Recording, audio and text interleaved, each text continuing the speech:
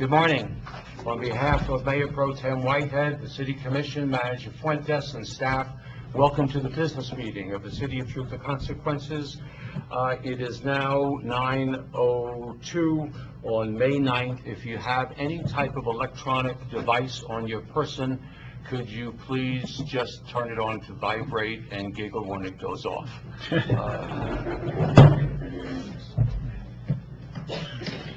Madam Clerk, can we have roll call, please? Honorable Steve Green. Here. Honorable Sandra Whitehead. Here. Honorable Kathy Clark is absent. Honorable Rob Heschler. Here. Honorable Paul Baca. Here. Mr. Mayor, we have a quorum. Thank you. And Madam Clerk, let the record show that Commissioner Clark did call me and told me that she would be unavailable for today's meeting. Next item is number 2. Please join me for 15 seconds of silent meditation.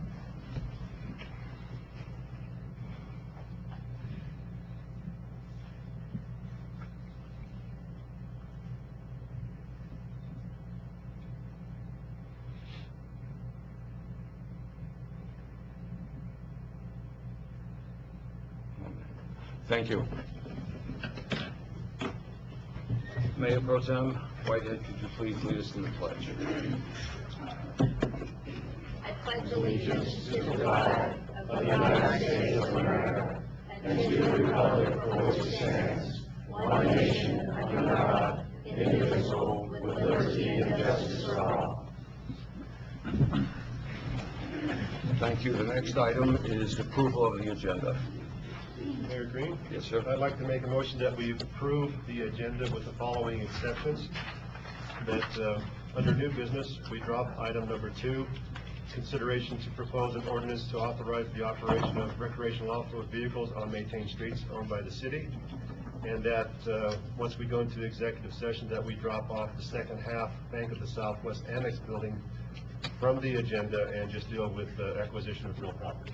Thank you, Commissioner Heschler. I have a motion. I need a second. I second that motion. Second by Mayor Pro Tem Whitehead. Any further discussion?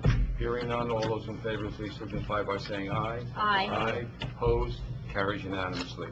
Next item is public comment. The floor is yours. There's 3 minutes. Please introduce yourself, where you reside, and if you have any information that you would like to be made part of this business meeting, please put it in the black box next to the microphone, sir.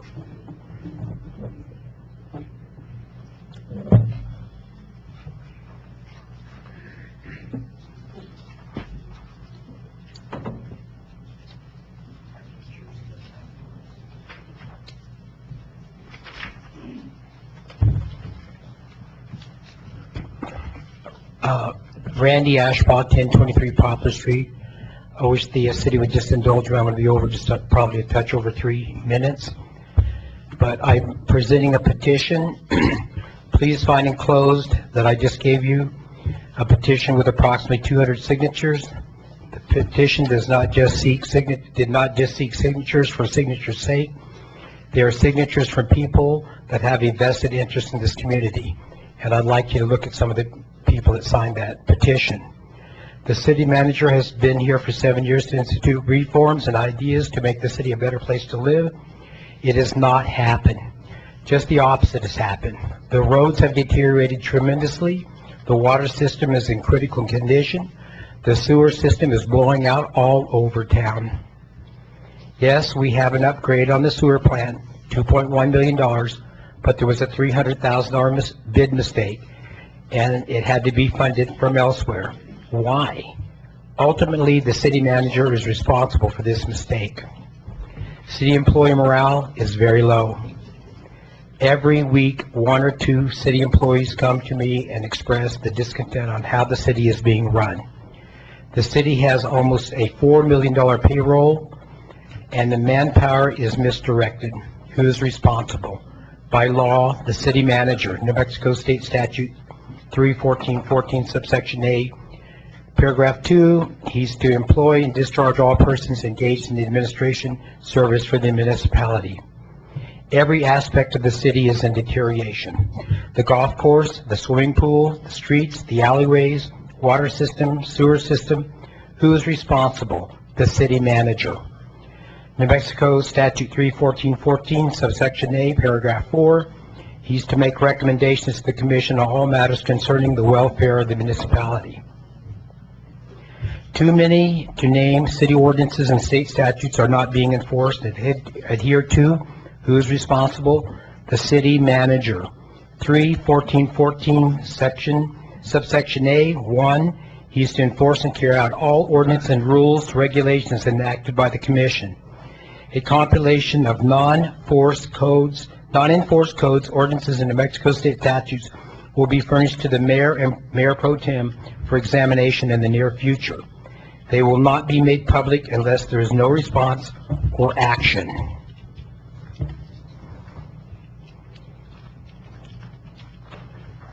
It's also the city manager's job to prepare and submit a budget. 3-1414 subsection A. Number 3, prepare and submit an annual budget. And it's my understanding there's a budget deficit of over $500,000. Why? You have a budget deficit on the agenda, and it is closed. Thank you, Mr. Ashba. There'd be just one, I just got one paragraph.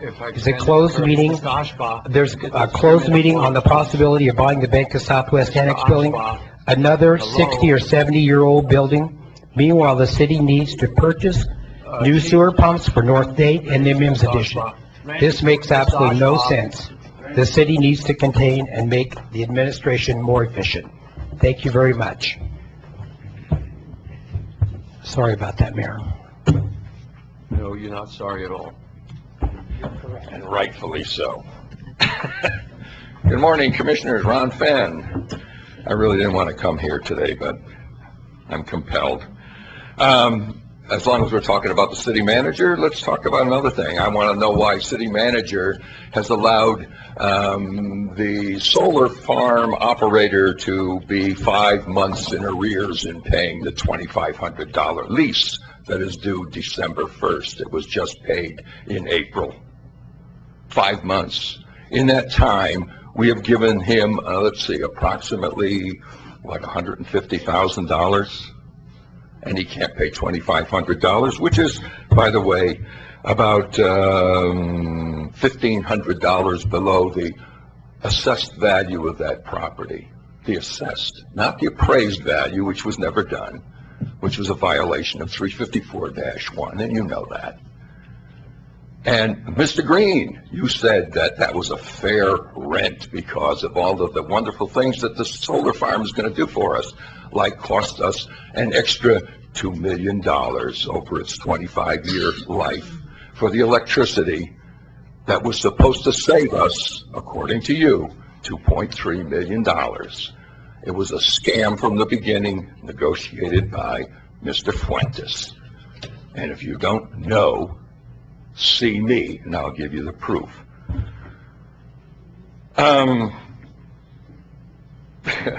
Your meeting at the Black Range Lodge, which cost the taxpayers a few $100s extra, was all about what can we do for city employees? What can we do for the city employees that will cost the city residents more money? That seems to be the entire thrust of your planning program. And one last thing, I just want to warn political candidates that if their opposition doesn't like their signs and they remove them and steal them and deface them, there will be no investigation or follow-up by the police department. They don't care about Second Amendment rights and treat some of us accordingly. Thank you.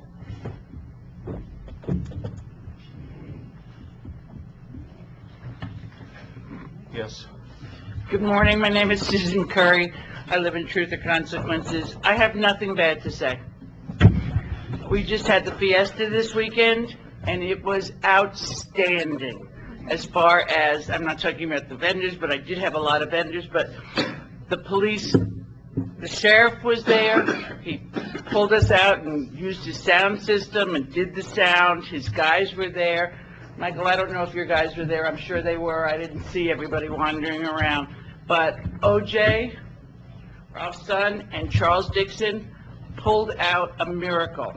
There wasn't a piece of dirt on the ground. There wasn't anything I called them for. couple of times I called him and said, I'm sorry, I hate to drag you out of your house. But he came, the park was amazing. Everybody seemed to be really happy. There's a few things will change for next year, but it was wonderful. I had a lot of new vendors. The participants were wonderful. Everybody that came said this was one of the best fiestas. And it wasn't because of me. It was because of everybody who participated. The parade was good. Neither one of those jobs are easy. The parade is not easy, and the vendors are not easy, and keeping that park clean is not an easy job, because people throw garbage right next to the garbage can. I don't know. Their aim is bad. But this was wonderful, and I cannot thank the Parks Department enough. They were there. If Charles went home, he called me and said, I'll be home. If you need me, call me. And I did, and he was there. The stage was set up by Elephant Butte. They did a wonderful job. We used the bleachers.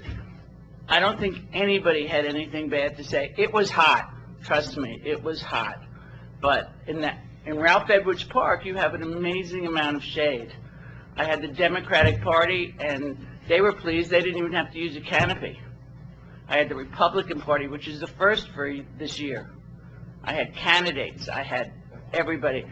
Glenn had a whole booth. I mean, it was really, really quite nice. And I want to thank them, because I know that everybody complains. Thank you. Thank you. Anyone else like to address the commission?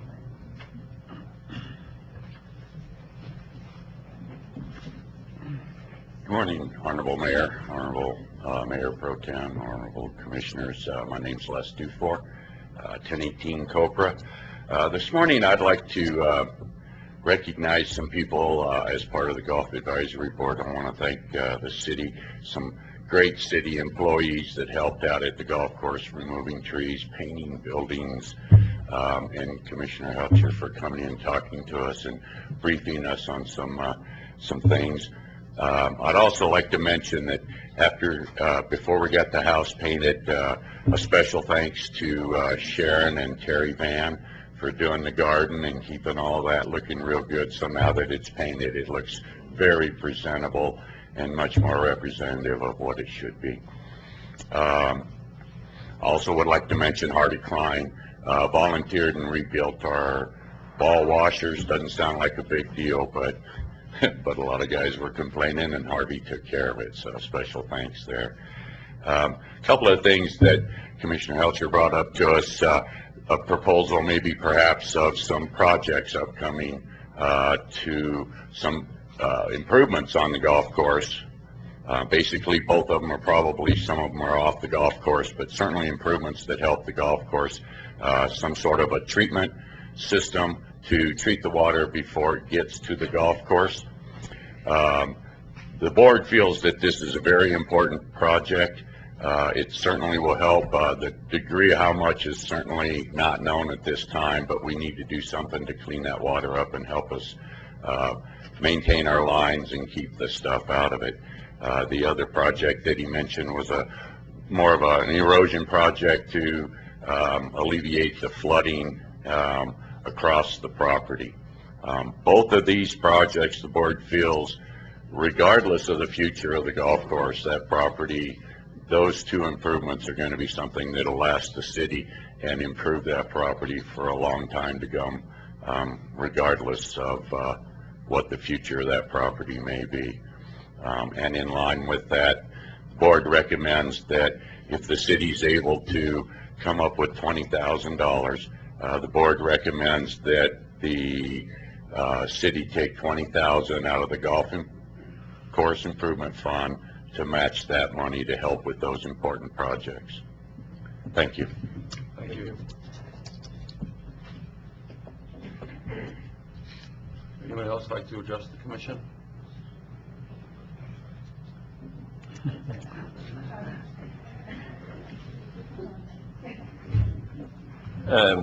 Good morning, Mr. Mayor, City Commissioners. Hans Townsend, Desert View Inn and Chamber. I would like to draw your attention to ads that the Chamber has put in different phone books in the state. Actually, one of them is a full-page ad that's going into 2 cities. We're not paying for those with lodger's tax money or any other money. We're actually trading for those ads. So I'm going to leave you a copy of them, and you can have a look at them. And this other thing that I wanted to mention to you is something that I find a little bit disturbing, and that is we're still on the corner of Main Street at the bottom of Date. And I got a copy of the police report, and I've got to say I'm very disappointed with what is in the police report. There's nothing about the people that were there, that saw things, that said things. They're not even mentioned. And there's a whole spiel about how long it takes to stop on tarmac, and all the mathematical workouts of it, but the guy wasn't on tarmac, he was on water. And that's a different kettle of fish. And maybe I should come and talk to you about that, because I am really, it took a long time for it to be produced, and when it was produced, there's nothing on there or not much on there that's actually factual. And so I really would like you guys to do something about that corner. And if you are doing something about it, please let us know what you're doing about it, so we understand. It's a dangerous corner. We've had 2 accidents, and I've been around there when there's water on the road, and the police report said there was hardly any water, and I've got photographs of the water on the road. So I don't know where all this stuff comes from, but it is a dangerous corner when there's water on the road, and that's the way it should be dealt with. And so I would like to see some results from that. Appreciate your time. Thank you.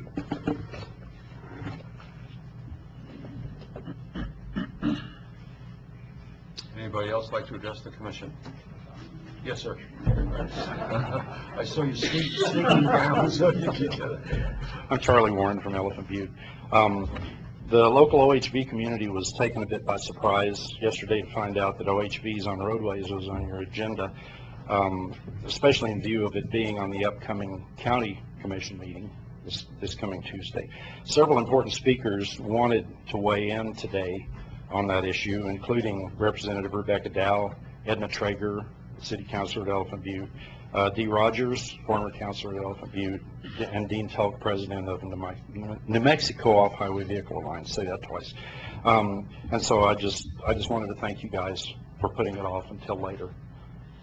And we will talk to you when you have it on the agenda again. Thank you. Sir. Anyone else? Go ahead.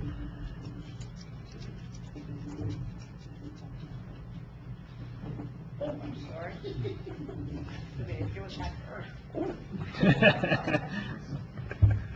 Good morning, Stanley Rickert, 1705 Cary Street, Tier C. Subject is about 1750 Cary Street and the property use. I have some questions. Has any additional research helped to show the need for enforcement? I would like to see the permits that prove what you are claiming to allow the grandfathering clause. What was applied for that the city attorney based his discussion or his decision on? Where is the proof that the property was used in a similar manner? Just saying so does not hold water. Where does it show the property was used continuously throughout the years before annexation? To be directed into believing what is written is not what should be taken as truth. It's not the correct way to abide by the code of ordinances. Documents will prove there is a need for enforcement of the codes. The property is inconsistent with land use rules for the residential zoning. Just making statements to the commission for the purpose of non-enforcement has a lack of truth and a need for investigation. Just receiving directions to make a ruling from a few individuals that will only show lack of leadership is only going to show the people of Tier C who they should vote for. There is a need to follow the codes and to be justified for the purpose to look up to the commission. I hope you do your research and check it out and make sure you know what is going on. Okay? I appreciate it and thank you for your time. Thank you.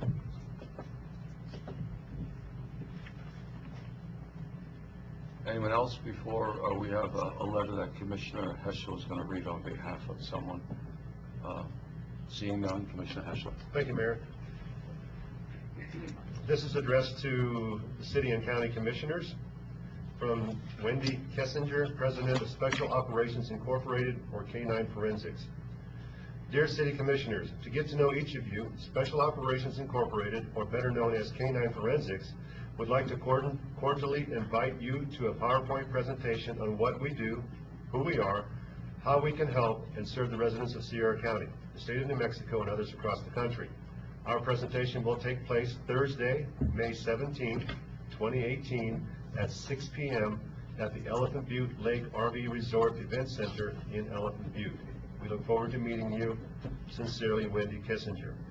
They also have a webpage for your information, which is Special Operations Incorporated, or Special Operations Inc. at gmail.com. Thank you. Thank you. Seeing no further public comment, the next item is item D, response to public comment. Is there any response from the commissioners? Manager Flynn. Yes, Mr. Mayor, just for the record and for the public, I'd just like to make just a general statement in regards to Mr. Ashbaugh. The city is in litigation with Randy Ashbaugh, and I will not respond to any of his specifics because we are in litigation with him and his company. So I'll just leave it at that. Thank you, Mayor. Mr. Heschel. Yeah, I would just like to respond in regards to the upgrades to the golf course. Thank you, Les, for appearing with us this evening or this morning. And he already made a mention of it, but I wanted to reiterate that no matter what the future of the golf course is going to be, we're going to revisit that in a year from now. But the improvements that we thought that would be necessary to accomplish now would improve that property as a whole for the future, regardless of what that property is going to be. It's got to have water. It's got to have sprinklers. We've got to deal with the erosion issues down there. And, you know, whether it's going to be a golf course in the future or a city park or something in between, we don't want a dust bowl there. And so we need to take care of it. So that was the main reason that we got into our agreement. And we're hoping that the Golf Board Advisory Board and the city can turn the operations of the golf course around. We want to be positive about giving a good try to get that done over the next year or so, and then we'll assess it again in a year from now and see where we are. But thank you for coming to us today, Les, and appreciate your efforts. Anyone else? I've got a few things that are just left over. First of all, those who did speak, I thank you for observing and honoring the 3-minute rule.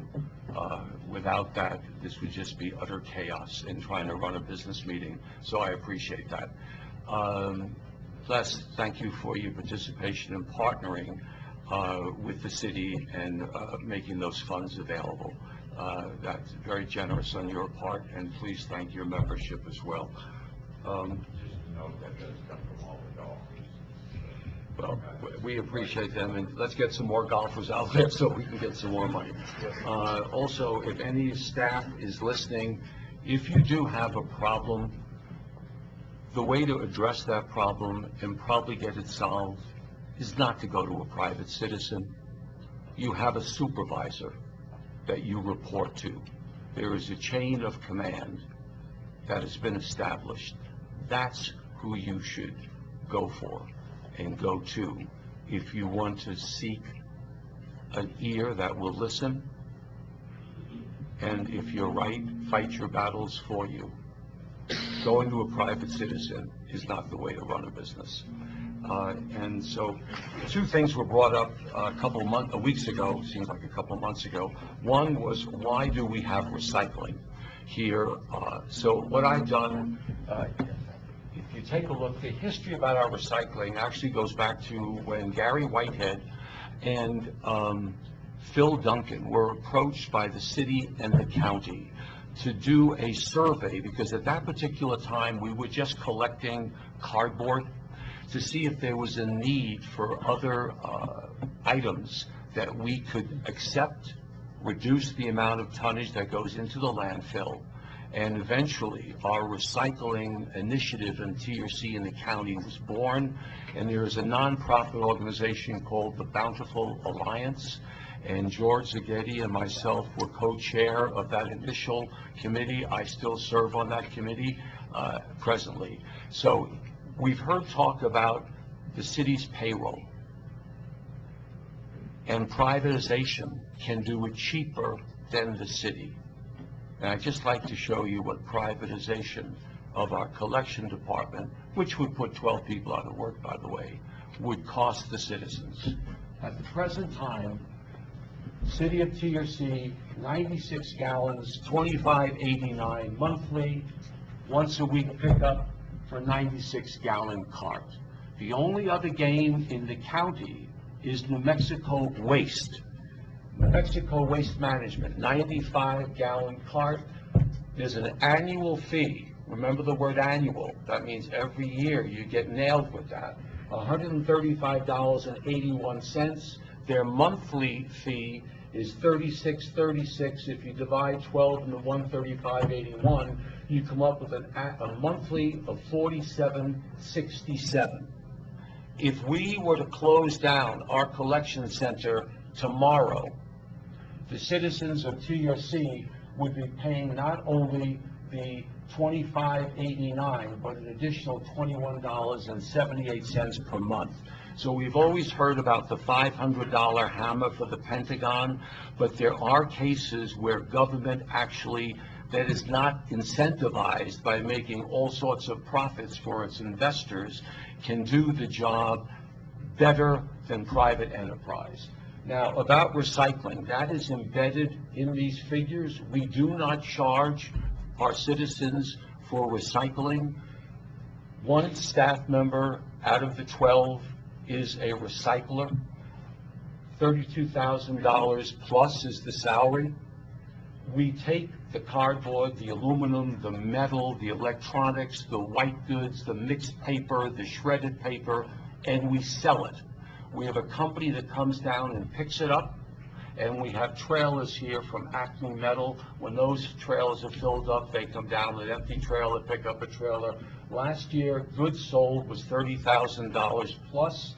We collected 467 tons of recyclable materials that did not go south into someone else's landfill.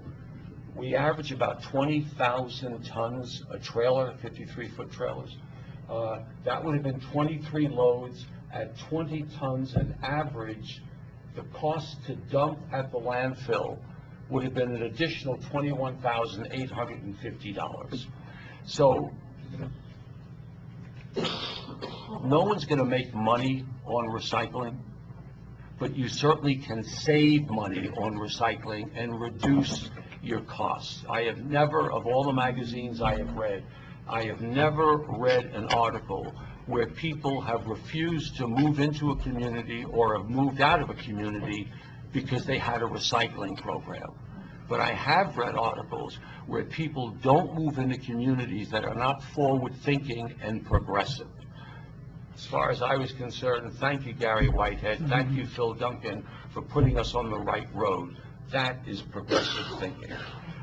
The other thing we had a question about is, why don't we have districts?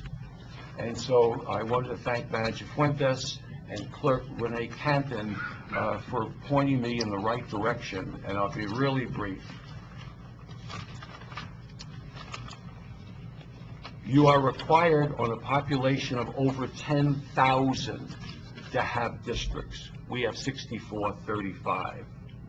This information was given to me by a reach and polling organization up in Albuquerque. What they would do, if we were to go to district, there's not one community under 10,000, according to this organization, in the state that has districts. But if we wanted to have a district, they would come down and they would break up our community into 5, as best as possible, equal areas or zones. And that would be from population, for ethnicity. You only get to vote for the candidate that is in your district. You do not get to vote for the other 4 candidates that are running representing those districts.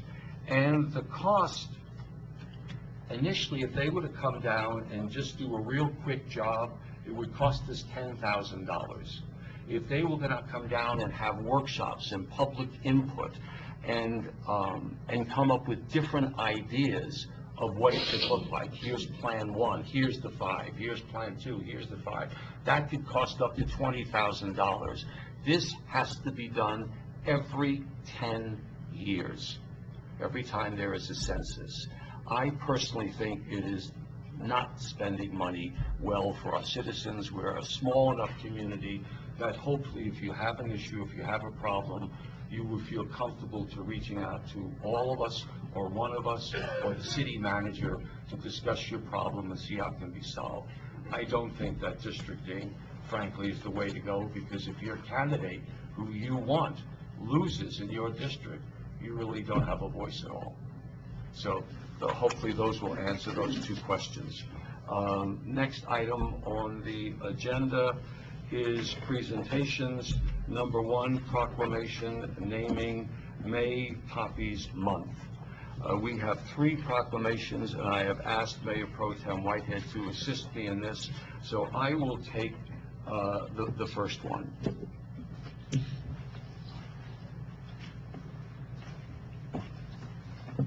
I'd like to read the proclamation. Whereas America is the land of freedom, preserved and protected willingly and freely by citizen soldiers, and whereas millions who have answered the call to arms have died on the field of battle,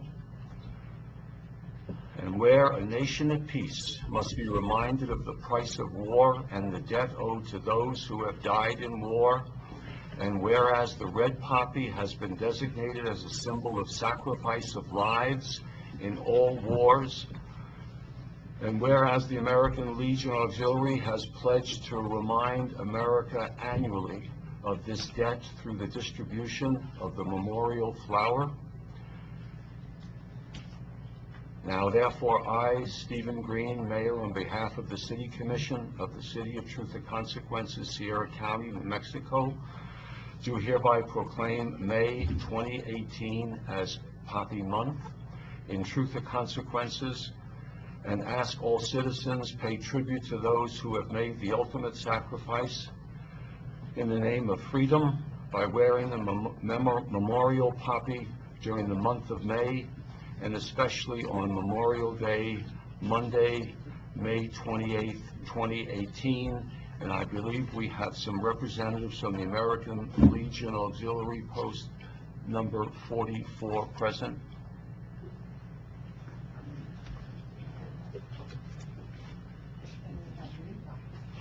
Excellent. Thank you, ma'am. Thank you very much. Thank you. I appreciate that. Thank you so much. Thank you. What we'd like to do is we'd like to present you with this proclamation. And also, please consider this, this is a donation for your efforts from the Commission, from Manager Fuentes, and from City Clerk Renee Campton. We wish it could be more. We can't say enough of what your organization does. So thank you very much. Thank you.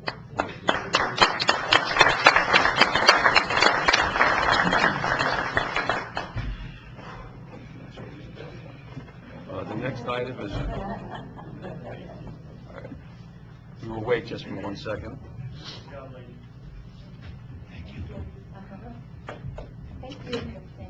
And the commission was presented with some gift cards from art made by students as part of their program, which we will use for, I will keep it at the city clerk's office. Any of the commission, any of staff needs to write a thank you letter or something like that, let's use this.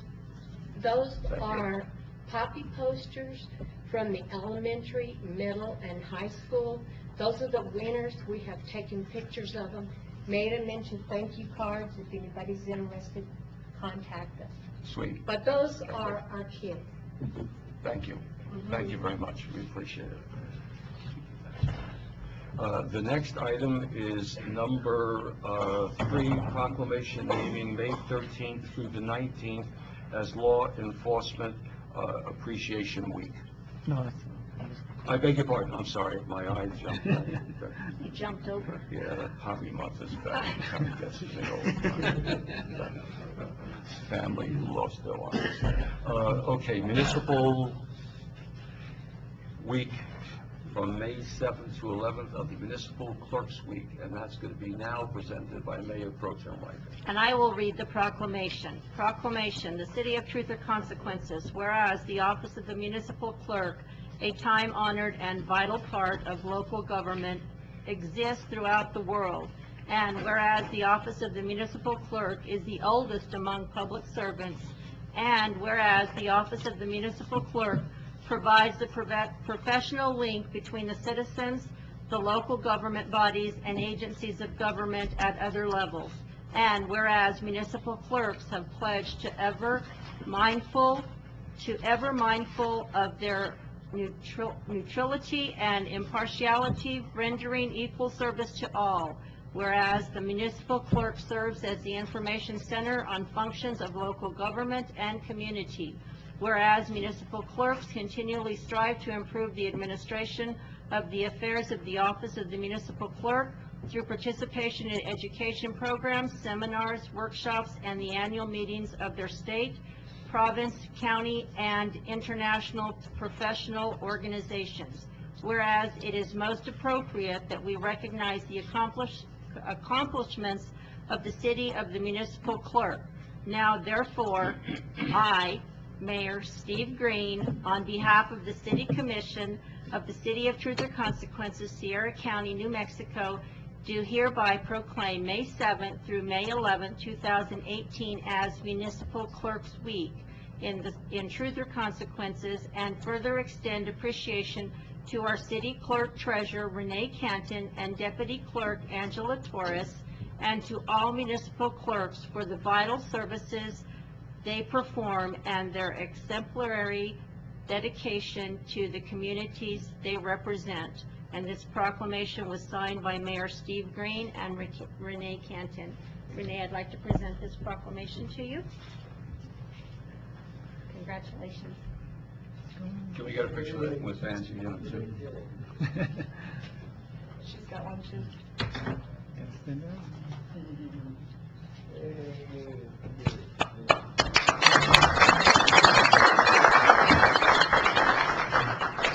And now it's my turn. We're playing ping pong here with Mayor Pro Tem. Proclamation naming May 13th through the 19th as Law Enforcement Appreciation Week. I'd like to read the proclamation.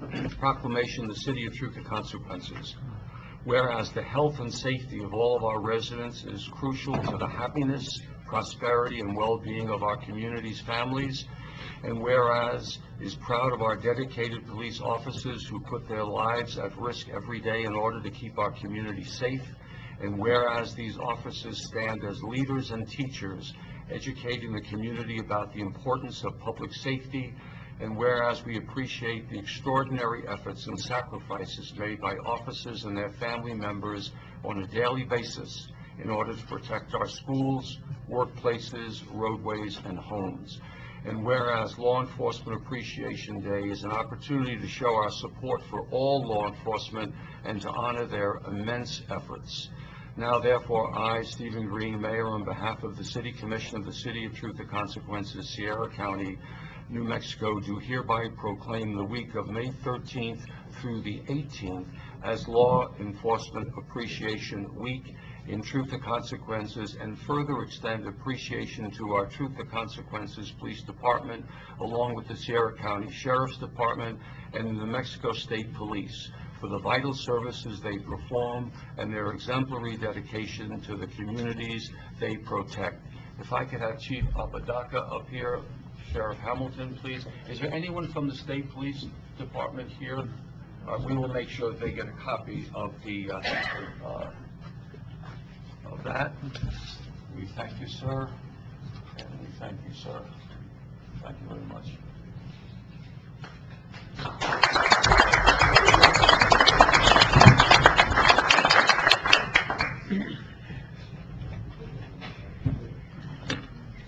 So when we leave the meeting today, let's all drive slowly out of the parking lot, because they set up a radar trap right up there.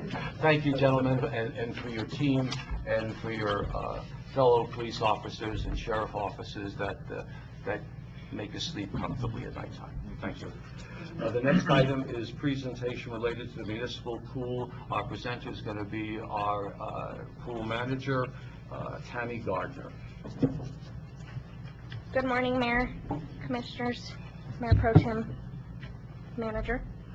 I'm Tammy Gardner. I'm the interim pool manager, and I'm just doing a brief, real quick update because we have done a few things since the last meeting. I think there's a switch on the side. Turn it on. One of them? The other one? There we go. There we go. Okay, we will be opening soon. We're hoping by the end of the month we will be open. As you know, the inside has been repainted. Here's a fresh picture of the fresh floor paint and the walls and our new signs. We got new signs made.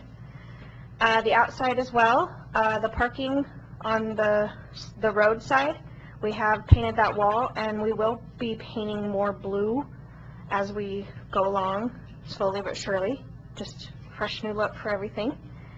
The pump and the chemicals, all the pumps have been serviced. We've got everything balanced out as far as the acid pump. Those issues have been resolved. The pH is balanced out now. The temperature sensor does need to be replaced. That part has been on back order, but we have also contacted another place that we have previously used in the past to service our heater. So we hope to get them down soon, and they will help us kick on the heater and get us ready to go. Right now, I think the temperature is between 65 and today's been the highest, and it was at 69. So it's not real, it's like going and jumping in the lake, but we hope to get that fixed really soon. We are still hiring. It hasn't been advertised this last week, but by the end of the week, we hope to get it back on advertising. We've been still hiring and accepting applications this whole time. It just hasn't been advertised. I know we've had concerns about why it's not advertised. We are still accepting, and even though it's not advertised, so if you know anybody that wants to be a lifeguard, please send them our way. We did so far, once we finally got some applicants, we got 7, and at this time we're able to hire on 3. They are in school. I was able to bring one of them with me to introduce her, Miss Adriana Renfro. She will be joining us this summer. Also, we have Jackson Dankert, I believe that's how you pronounce it, and Sarah Salazar. They will all 3 be starting with us, and of them, 1 needs to be trained, and we're in the process of getting that done as well. We hope to have them trained within the next couple weeks. The inspection went good on the 23rd. We were approved with some conditions. They were just minor conditions. We just have to get those addressed, and she doesn't have to come back down for another inspection. All we have to do is just email her photos of the things that we've taken care of, and it's good to go. We're approved and ready to go for the inspection.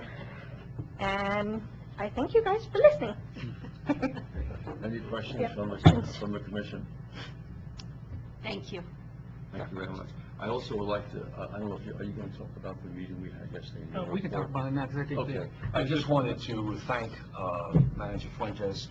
Was it Miss Clinton? Ms. Clinton, Miss Clinton, Tracy, and Tracy, Tammy, and Don. We had a meeting yesterday with the Friends of the Pool, which is an umbrella organization under the Bountiful Alliance, and I think we worked out better ways of communication and working hand in hand with that particular group. So I wanted to thank everyone who attended, and thank you, Manager, for making that happen. So thank you very much. Let's get the pool open as quickly as possible. Yes, sir. We're trying. Thank you. Thank you, Tom. The next item is a presentation related to an update on the Public Works Department. We're going to have Don Armio, Public Works Director. We'll have David Johnson, our Facilities Manager, and we'll have O.J. Hessler, our Park Supervisor.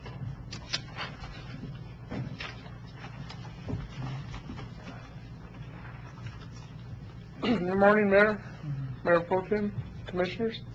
Manager Fuentes. I'm sitting up there panicking because I was looking at the thing and I was like, I can't see it. Put my glasses on, still can't see it. So we're gonna play this by ear. Everybody knows Oren. Been doing a wonderful job, and Dave Johnson in facilities. These guys make part of my job as Public Works Director. They make it a heck of a lot easier being able to direct them to get things and have things, get things done. Thank you. Yes, ma'am.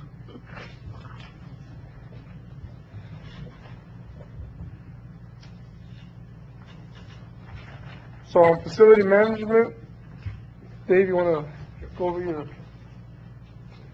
Good morning, everyone. Let's see, we'll go over ours first here. Basically, we have our mission, which is the Facility Management Department of the City of Truth or Consequences will provide support services for the purpose of maintaining well-functioning, safe facilities that is conducive to the quality work environment for all those who encounter our city facilities. The Facility Management Department will conduct all its business in a manner integral to the overall mission of the city is to provide assistance to all who require the services of the Facility Management Department.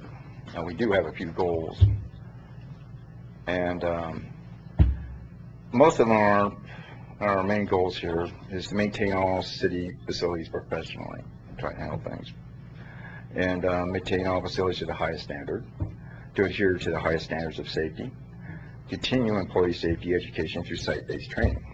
I also like to add that our department doesn't earn money, so we do spend quite a bit of money trying to keep up on buildings and things around it. But the one thing we can do with our improvements through the city is to save money. That's on energy costs, you know, and different things for longer lasting materials and things that will beautify the city and make it look a lot more better and for long-term reasons. Our next things are ongoing projects. And basically, we're trying to replace a lot of the old lighting systems and stuff that we have throughout the city, the sodium vapor lights and whatnot, and trying to manage those and replace those with LED. We have actually done that, about 40 different light fixtures, so we're saving quite a bit. Doors, we like to add and improve some more accessibility to the public for ADA reasons, you know, more automatic doors and stuff. They're costly, so we're working on that. And refrigerated air, you know, we have a lot of old, tired systems that have been around for 10, 20 years that need to be replaced. And we're doing those a piece at a time as we can, so we can afford. Roofs, you know, we just replaced the roof at City Hall. That's a major plus there as far as energy savings and everything else. It's well insulated and well protected.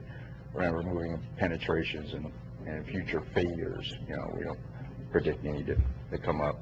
And sidewalks, we like to do a little addressing with some sidewalks around City Hall, try to eliminate some of any trip hazards and whatnot are existing at this time, and we will address those. And going on, other projects, and again, we're trying to improve the city's appearance, and this is at the finance department. We put in new windows. These are double pane, energy saving, again with a glass door, so that way it's for safety issues for people walking in and out of that building. And there's a lot of traffic that goes through these city buildings, and bumps and bruises can occur when they don't know who's on the other side. Painting, repainting city buildings, we are continuing our process of, you know, dressing up. Of course, we could always use a little more funding for that, but again, we're you know, trying to save money.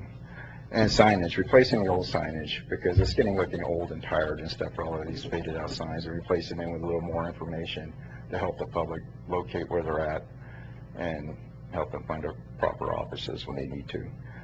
Plumbing is another issue. We like to improve our plumbing, which is a lot old and tired, cast iron and whatnot, that we can get to and address those. And we continue on. These are some of the examples of specialized projects. These is the existing ramp we have at the courthouse, but we also need to address the fact that we need either a sidewalk or some other way for people to get to the municipal court from the street. Obviously, we don't have a sidewalk there, so we're going to have to build some kind of pass that we can get people directly to our municipal court. So we're addressing that as well. And as you can see, that's the judge's bench. It was another specialized project that we did on site at the time, just from our department from scratch. So that came out really good. Those are the kind of things that we specialize in our department. And to continue on, we do like to upgrade the city with new park benches and trash receptacles, and these are kind of donated to the city, and we like to be able to furbish the rest of the city with these same like benches and receptacles. They look pretty nice and are also well lasting compared to the old wooden ones we have right now. And as we continue, at the this is a sunshade that we helped install over here right next to the building where we're in right now, and that turned out pretty nice and actually served a purpose. So we could probably use and continue this kind of idea at the pool for sunshades and stuff. So we have a little experience in putting one of those up. And also the fountain, we did one at Triangle Park as well, and we keep those, you know, as another specialized project that we did. And here it is, we're looking at plumbing. And this is some of the replacement plumbing we had to do at the SJOA and also at the Civic Center, which is an issue with these old cast iron pipes that are just rotting and deteriorating, and we need to replace those. And this is at the Armory. We had to do a little special project and get that dressed up within a short time frame, and we addressed that as quickly as possible, and we actually got it down pretty good. It came out really nice. And that's it. That's our conclusion here. There are some ongoing projects that we do in the facility management, along with our day-to-day maintenance, which is, you know, countless bathrooms and restrooms and toilets and whatnot that throughout the city that have a habit of failing at the wrong time. We address those: doors, windows, air conditioners, servicing all the units and stuff throughout the city is a long-going process. And with limited budget, increasing costs, we, you know, with the additional projects, we like to manage everything and plan better for resourcefulness to continue to improve our city. So that kind of concludes my little deal. If anybody have any questions? Questions from the commission? Okay. Thank you for stretching the dollars. Yes. I do have one quick question, Dave. Sure. On the replacement of the lights, are you Mhm. buying those off of a state contract? No, actually we're going to order those through Granger. Actually, the cost of a light pack is roughly around $350. And that's for the sodium vapor light. The bulbs to replace those are roughly anywhere from $30 to $60 a piece, depending on the wattage. And they do use a lot of power, somewhere up to 300 watts, and some a little more, 400 watts for some of these around these buildings.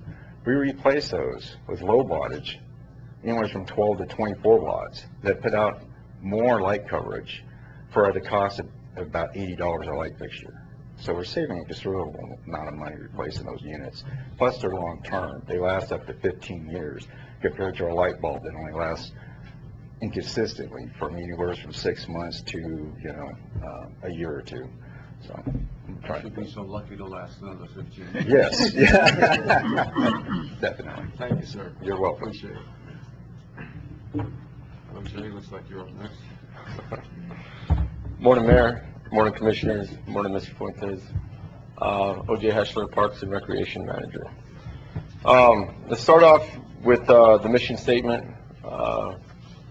This is an actual photo taken at the end of soccer this year at the Luis Armijo Sports Complex.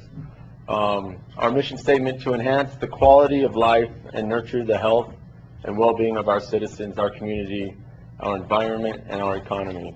We are community-driven.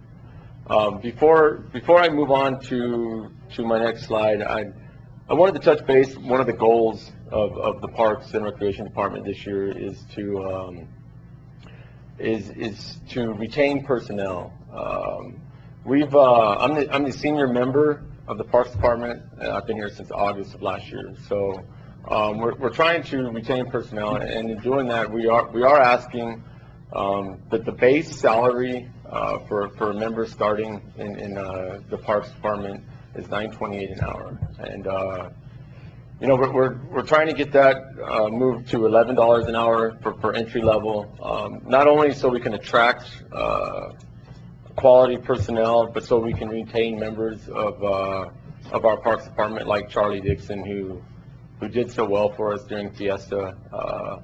And since I've been here, we've lost members to the state parks, to Doniana Parks, to other places throughout the community.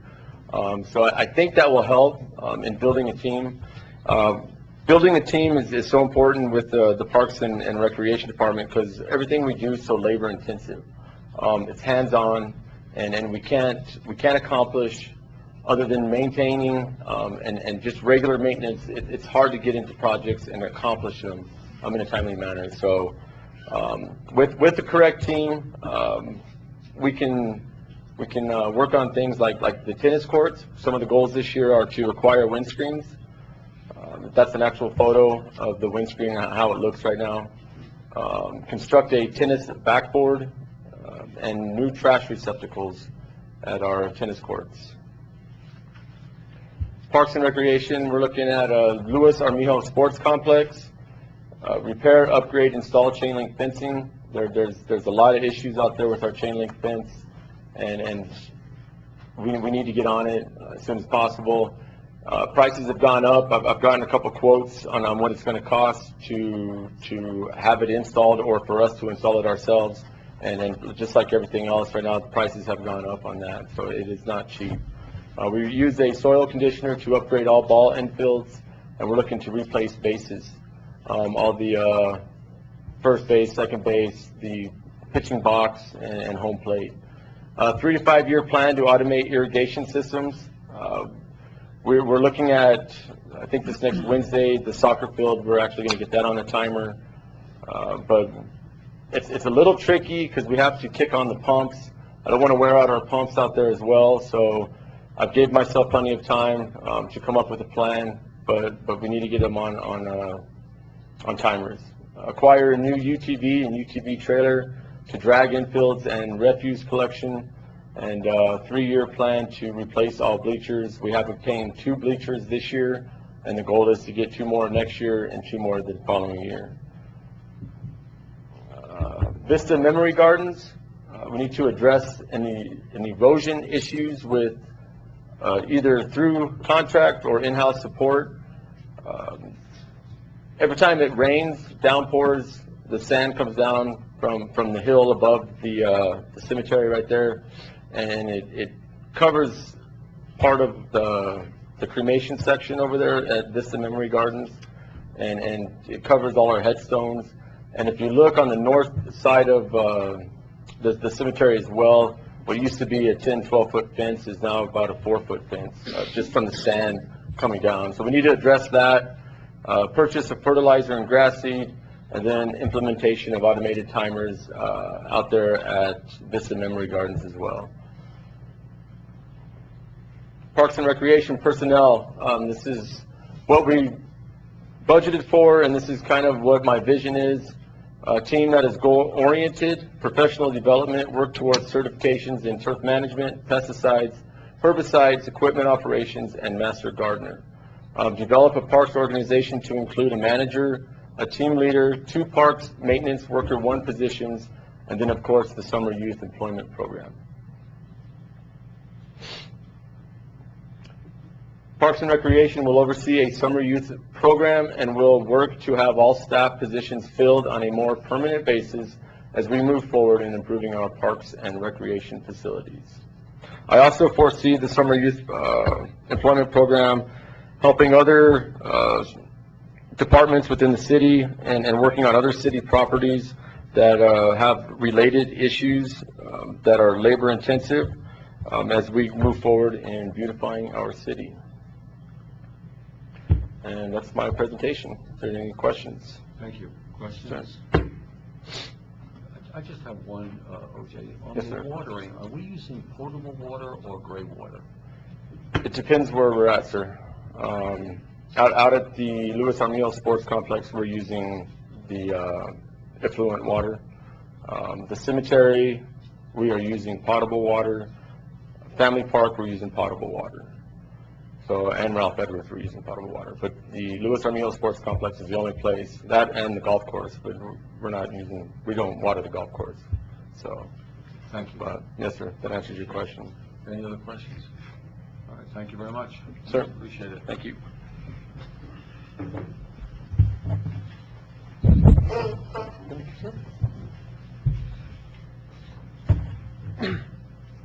Oh, sorry, Don. I'm done. Thank you, Chief. Do you have something to tick off law enforcement if they have that up there? He's not gonna let it get away with that one, is he? I'm gonna cover streets for Mr. Fuentes. He's another department that's under the Public Works for the streets. He's out there. They're pouring sidewalk and curb and gutter now to handle that part. Before I get much more ahead, I'd like to give a big thanks to Tracy Johnson. Did I get it right this time, Tracy? I've been messing her name up for the last couple of weeks. I don't know what's going on there, but it's just an inside joke. But she put these presentations together, did some, asked some of the guys the questions, and made sure that she organized and did all this stuff for us. We got them on there. That's a good thing this thing's on vibrate. I think it makes more noise that way than it does if it rings. Also, I'd like to go back to today's presentation a little bit. I'm not going to go back into it, but just some of those benches. We work in partnership with the, where did I write it down? Main Street. With Main Street. Thank you. They work with Main Street. They actually purchased some of those. Some of the other ones were purchased through different organizations. And then Dave and these guys install them. So they work with, not only do they do stuff with the city, they also work with other organizations to make sure that, we're able to work hand in hand together to make the city look better. So, they did all the bricks down at the, around the Healing Waters Plaza and installed those and put them in, and as that'll be a constant thing as people buy more bricks to add and put, then they'll have to go in, take them back out and put that stuff. And so, the facility does a real good job. Parks Department, excellent. Don't have anything. OJ works really good. He handles quite a bit, takes the bull by the horn, and for such a short time he's come in and done real good.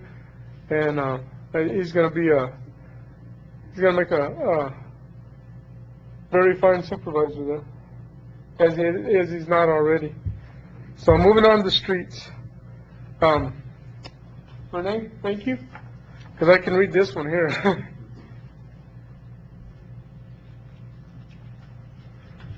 The Streets Department mission is to provide and maintain transportation and infrastructure for those who live, work, and travel through the city of Tucson Consequences.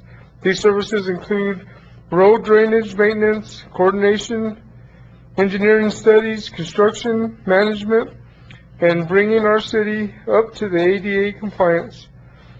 The Street Department provides emergency services during inclement weather and supports the police and fire departments in emergencies. In addition, they are responsible for replacing streets and traffic signs. It is the goal of the Street Department to provide the best and fastest service possible to all the citizens of the city within budget restraints while keeping safety at the foremost of their operation.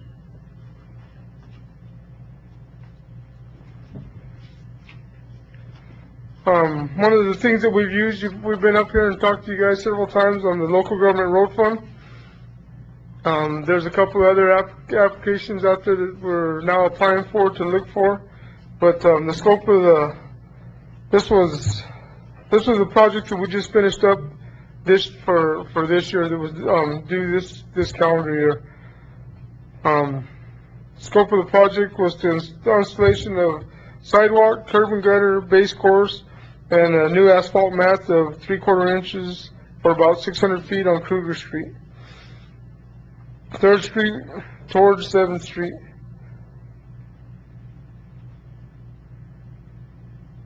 Best funding from the state resulted in only being able to pave to 6th Street.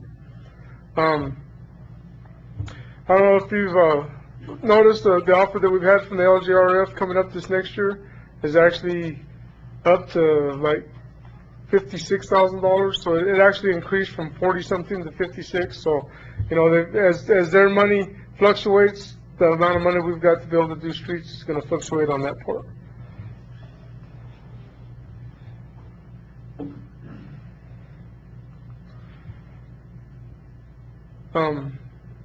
The NMDOT Broadway Road Street sidewalk project. Got a picture here of the gabion wall that was conducted in order to, well, let me read what she's got here and then see if I got anything to add to it, make sure. Baskets retaining wall installed as part of the Broadway Road project. Sidewalk, curb and gutter, along with ADA pads and crosswalk striping, provided access from pedestrians to safely get from Williamsburg to Future Consequences. That gabion basket you're looking at, that's one of the things that it was originally intended to put in a concrete wall to a retaining wall along that.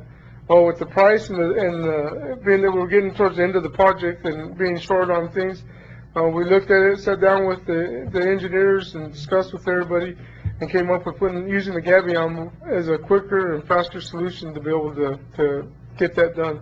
So. Yeah, sure. Don, since we're on this project here, and the gabion baskets seem to have worked really well for this particular project, and they were not as expensive as some of the other options.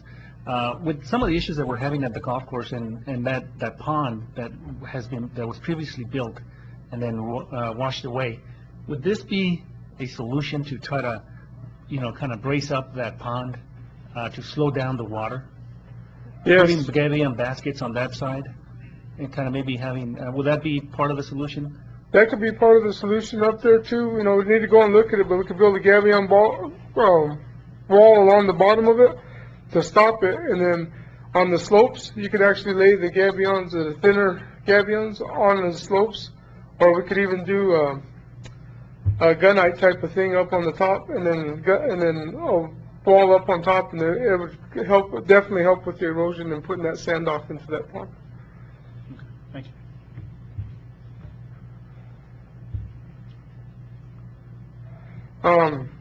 Streets, downtown streets, beginning with the sidewalk from Foch to Clancy along McAdoo.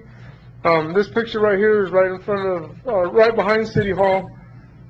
And if you notice, the concrete that was there was deteriorated, coming apart and stuff. So,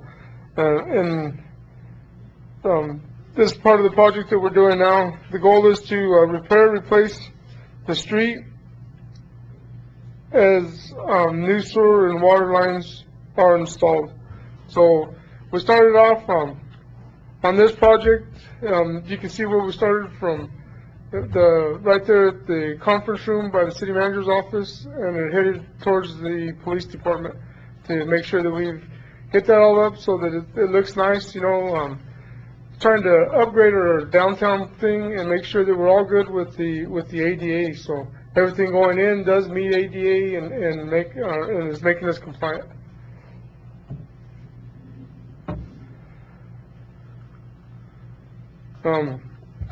One of the things we did was with the streets was the water harvesting and putting on there. And at this time, when we got out there, we used some of the streets equipment. Dave sent a couple of his guys from facilities out to help and do a lot of the work. And then afterwards, OJ's been there reseeding and fixing to get all that so that it's all, so as you can see, as the Public Works Department, it's not just one department working, we all work together in order to accomplish the goal. And we got I missed the blading of alleys up there if I didn't say, Manager Fuentes had tasked me to get out on that project and make sure it was done. It probably took us about 3 weeks, and then we went through and did a drive-through to ensure that we had taken care of all those.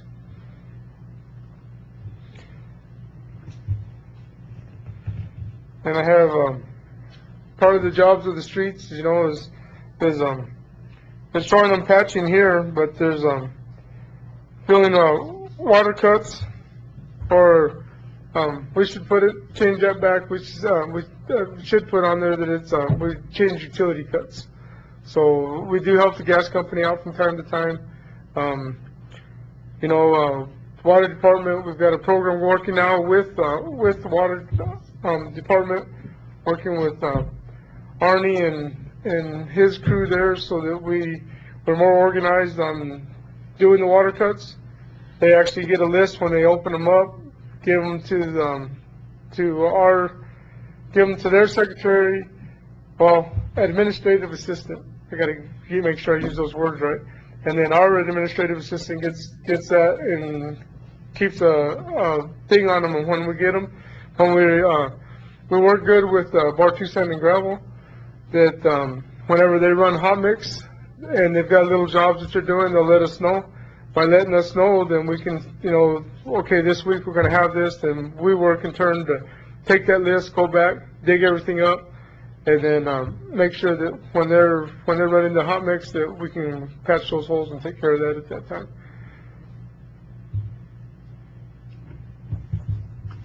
And I don't know if I lost another thing. Let me check. Questions? Thank you, Don. Any questions, comments, concerns from the commission? Thank you, John. Thank you very much. Appreciate it. Thank you. The next item is consent calendar consisting of, we're on F now, number 1, City Commission regular minutes of April 11, 2018. Number 2, accounts payable, April 2018. Number 3, lodger's tax, third quarterly reports and second quarter reports for Elephant Butte Lake State Park, Sierra County Arts Council, and TRC Veterans Memorial. And number 4, subrecipient third quarter reports. Mr. Mayor, I move to approve the consent calendar as presented. I have a motion by Mayor Pro Tem Whitehead. I'll second that. A second by Commissioner Baca. Any further discussion? Hearing none, all those in favor, please signify by saying aye. Aye. Aye. Opposed, carries unanimously. The next item is G1, discussion action, ordinance number 693 for publication, amending section 8/38 of the municipal code for unlawful carrying of a concealed weapon. And our presenter, plural, will be Police Chief Mike Apodaca and City Attorney Jay Rubin. Yeah, I'll take the lead. Good morning, everybody. This item was on the agenda back on March 28th, and we discussed the content of this ordinance. We decided to pull it from the ordinance, so I pulled from the agenda so I could do some research on a number of items. So now it's back for your consideration again. Since I went through the ordinance pretty extensively back on March 28th, I won't do the same thing. But let me just give you a very brief summary of what we have at this point. So the title is Section 8-38, unlawful carrying of a deadly weapon. Paragraph A gives you basically a list of all of the items that would be considered to be a deadly weapon. Paragraph B reads, carrying a deadly weapon means being armed with a deadly weapon by having it on the person or in close proximity thereto, so that the weapon is readily accessible for use. Paragraph C then lists the 5 different exceptions to what I just read about carrying a deadly weapon. And then finally, paragraph D just simply states that nothing in the section shall be construed to prevent the carrying of any unloaded firearm.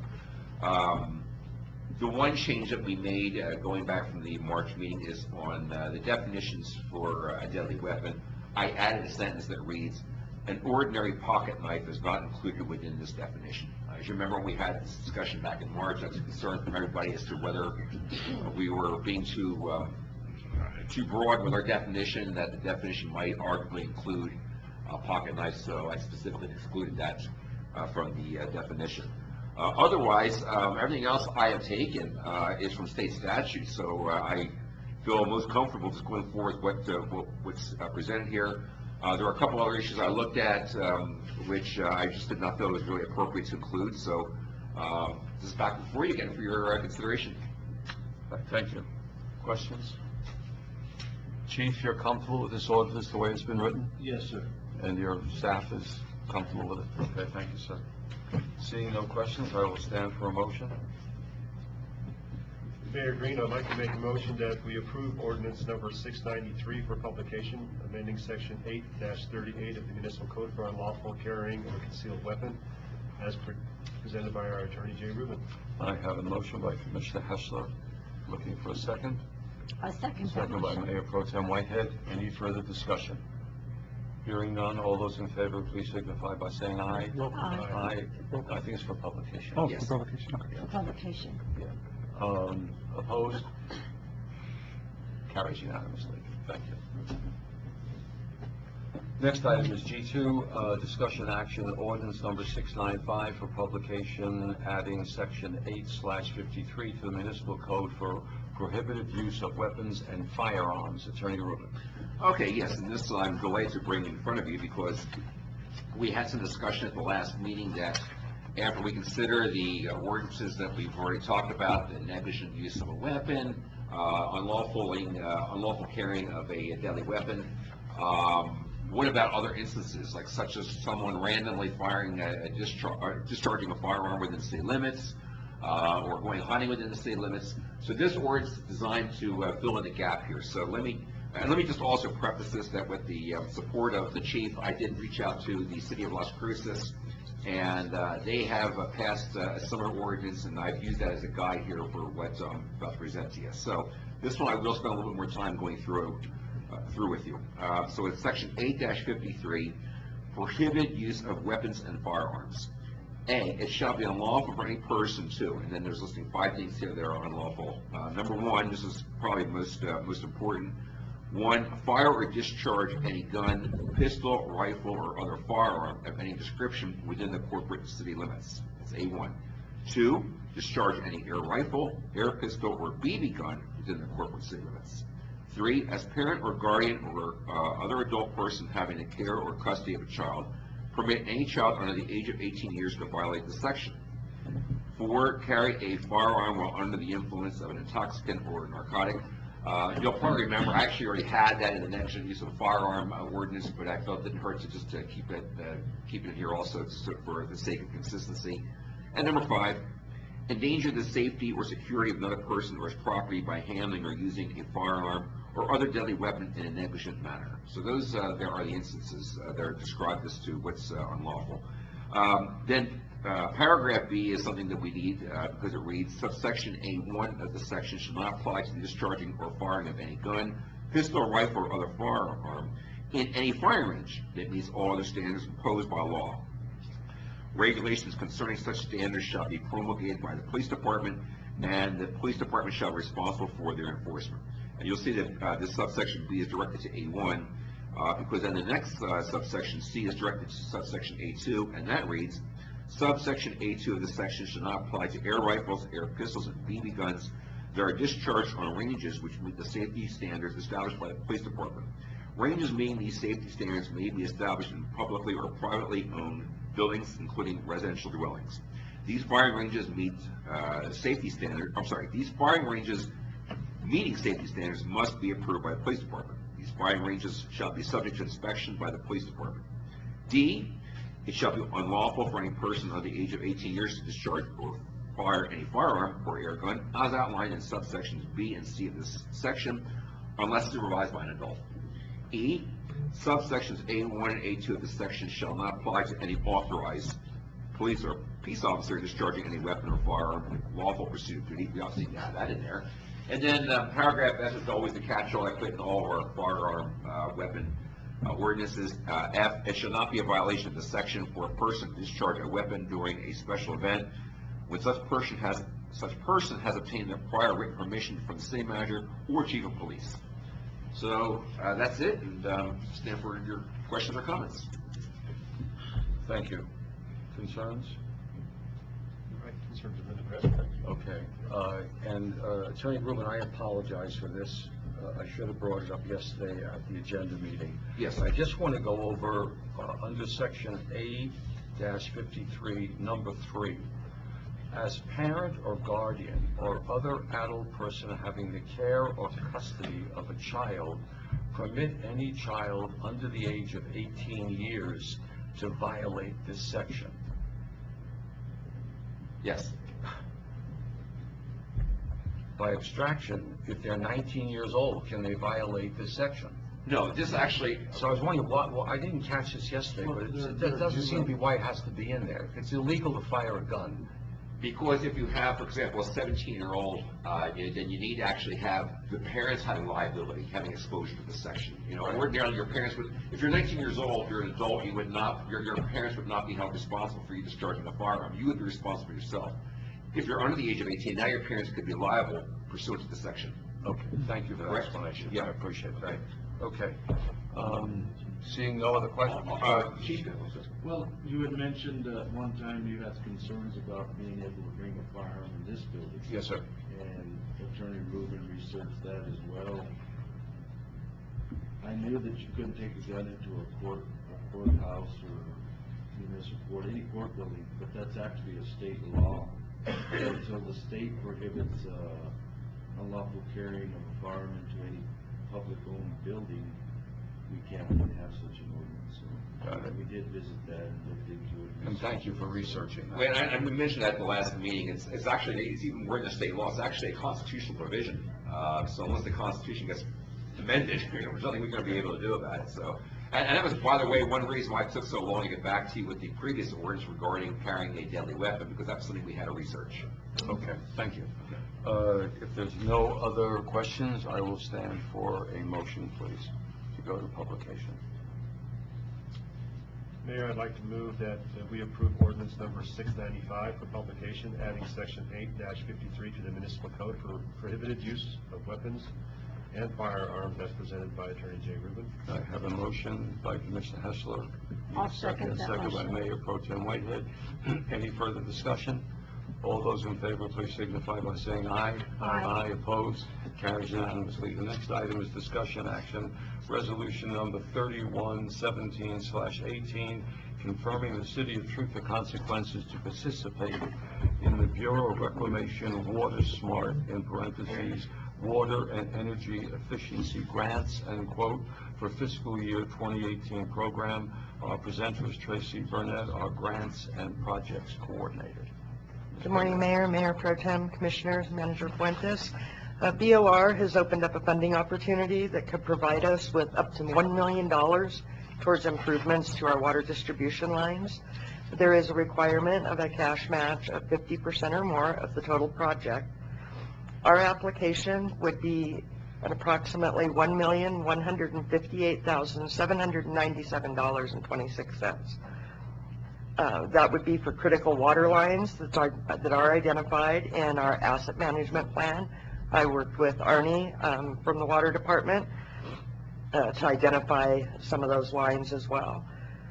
The work would take approximately 361 days from start to finish, almost a year. That work would include Marshall Street from Steel Street to Platinum, North Pershing Street from Main Avenue to 2nd Avenue, East 2nd Avenue from Pershing Street to Silver Street, and Sierra Vista Drive from 6th Avenue to 9th Street. The one good thing about this grant is it does give us the opportunity of 3 years for completion of the project, which that would enable us to look at maybe applying to Colonias as well as the Water Trust Board for the same project, and that money, if we were awarded, could be used as a cash match. I know going into the new budget, anytime we're matching funds is difficult. So we do have the opportunity to apply for other funding sources to combine with this one to complete the project. They do the awards in fall of 2018, and as with many of these funding opportunities, a resolution is required for the application. And at this time, I'll stand for any questions. Questions? How do we meet the 50% match? Mr. Mayor and Commissioners, I think the 50% will be based on the actual award. Correct. So, right now, we're just wanting to get into the application process. If we do get an award, depending on what that amount is, we can do a combination of, because it's water lines, we can do a combination of some of it from the ending cash balance, some of it from other sources. Even if, as Tracy mentioned, we're also supplementing that hopefully with another grant that could be used as the match. So, we'll have to find other ways to provide that, but I think the opportunity here is for us to be able to be a player and an applicant on this process. And of course, we'll make sure that we have that available match that's required, because it is critical on some of the lines that were identified that need to be repaired. So it'll have to come back, yes. And if I have to stand out there at the lines collecting dollars with a boot, then that'll be another option too. I'll give you my boots, you have two, one in each hand. Mr. Mayor, Mayor Pro Tem. Tracy, how soon will we know if we're eligible for this grant? They'll be doing the awards in fall of this year. So it would be, okay. Yeah.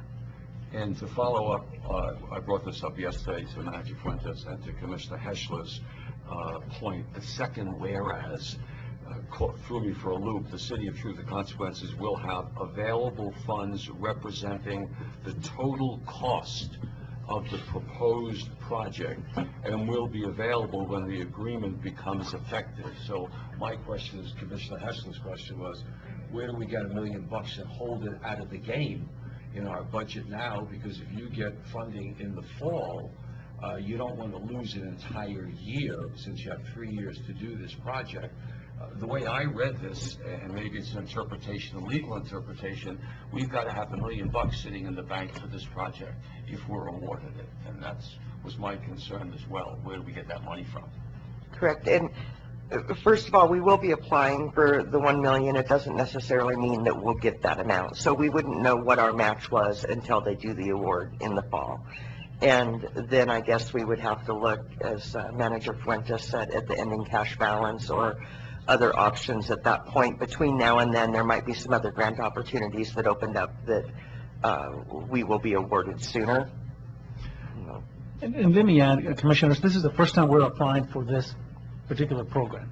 So we are learning as we go as well. I think, as Tracy mentioned, I think once we know what the actual amount is, we're not making a commitment dollar-wise at this time. We're simply authorizing staff to proceed forward with the application. If we do get an awarded amount, that would have to come back to the commission, which will then identify the funding sources. But I don't want to lose the importance of the opportunity that we have here and also learn about this program, because once we're done with this project, we might be able to go back and repeat for another project. So it's just kind of part of the learning of how this particular funding agency works. We have not used them in the past. This will be a first. Yeah, and thanks staff for being so aggressive and researching, because I think it's going to be harder and harder to get money and find money, and I think more and more time is going to be spent going through foundations and charities and states and municipalities and federal governments looking for money to help us with our projects, because certainly we can't do it on our own dime. I will say, if we are lucky enough to be awarded this grant, one of the positives is Water Trust Board and Colonias are looking for much smaller projects to fund. They don't want the large projects that in the past we have gone to them with. So if I'm able to go to them and let them know that we have money set aside with DOR for a small project, we are more likely to get funding through them as well. They want us to combine funds. Sweet. Excellent. All right. If there's no further questions, I will stand for a motion. Mr. Mayor, I would authorize staff to proceed forward with resolution number 311718, confirming the City of Truth or Consequences to participate in the Bureau of Reclamation Water Smart Water and Energy Efficient Grants for the fiscal year 2018 program, as presented by Tracy Burnett, our Grant and Projects Coordinator. Thank you. I have a motion by Mayor Pro Tem Whitehead. I need a second. I'll second that. Second by Commissioner Baca. Any further discussion? Hearing none, Madam Clerk, can we have roll call, please? Honorable Steve Green? Yes. Honorable Sandra Whitehead? Aye. Honorable Rolf Heschler? Yes. Honorable Kathy Clark is absent. Honorable Paul Baca? Yeah. Aye. Thank you. Carries. Thank 4 you. and 1 abstain. Okay, thank you very much. Number 4, under G, discussion action, resolution number 3217/18, approving the juvenile adjudication grant for the teen court, and our presenter is Municipal Judge Bobby Sanders. Good morning. Good morning. Mr. Mayor, Mayor Pro Tem, Commissioners. It's that time of the year. It's a small grant, but it's certainly monies that is very, very much of importance for assisting juveniles in our community that are first-time offenders. Our referrals, as you may recall, come from juvenile probation office, from the schools.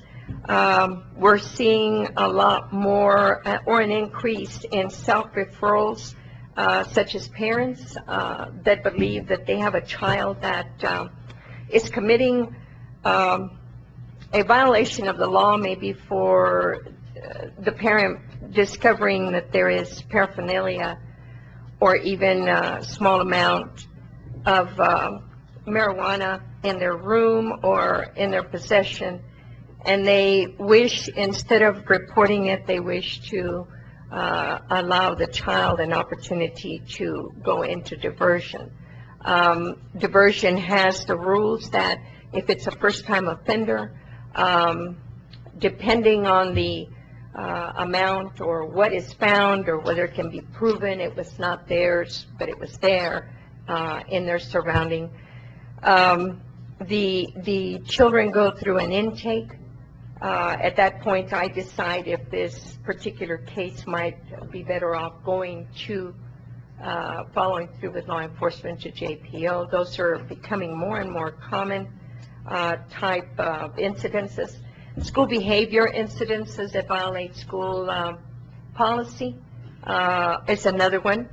If you have, for example, a student that is otherwise excelling very well in school, their grades are well, they're in sports, they're, you know, your average one first-time offender, the school decides if maybe this should go into diversion for a first-time offense rather than to create a criminal record for this child. I have had the teen court for several years. In fact, I started in 1990. Funding has become very competitive, particularly since the federal grants, a lot of them went away. So to me, JAF is very important monies to keep these programs going. Do you have any questions? Thank you, Judge. Questions? I just have a point of clarification, Judge. Under revenue by source on the bottom, you have mentioned schools, and it lists other for $1,000.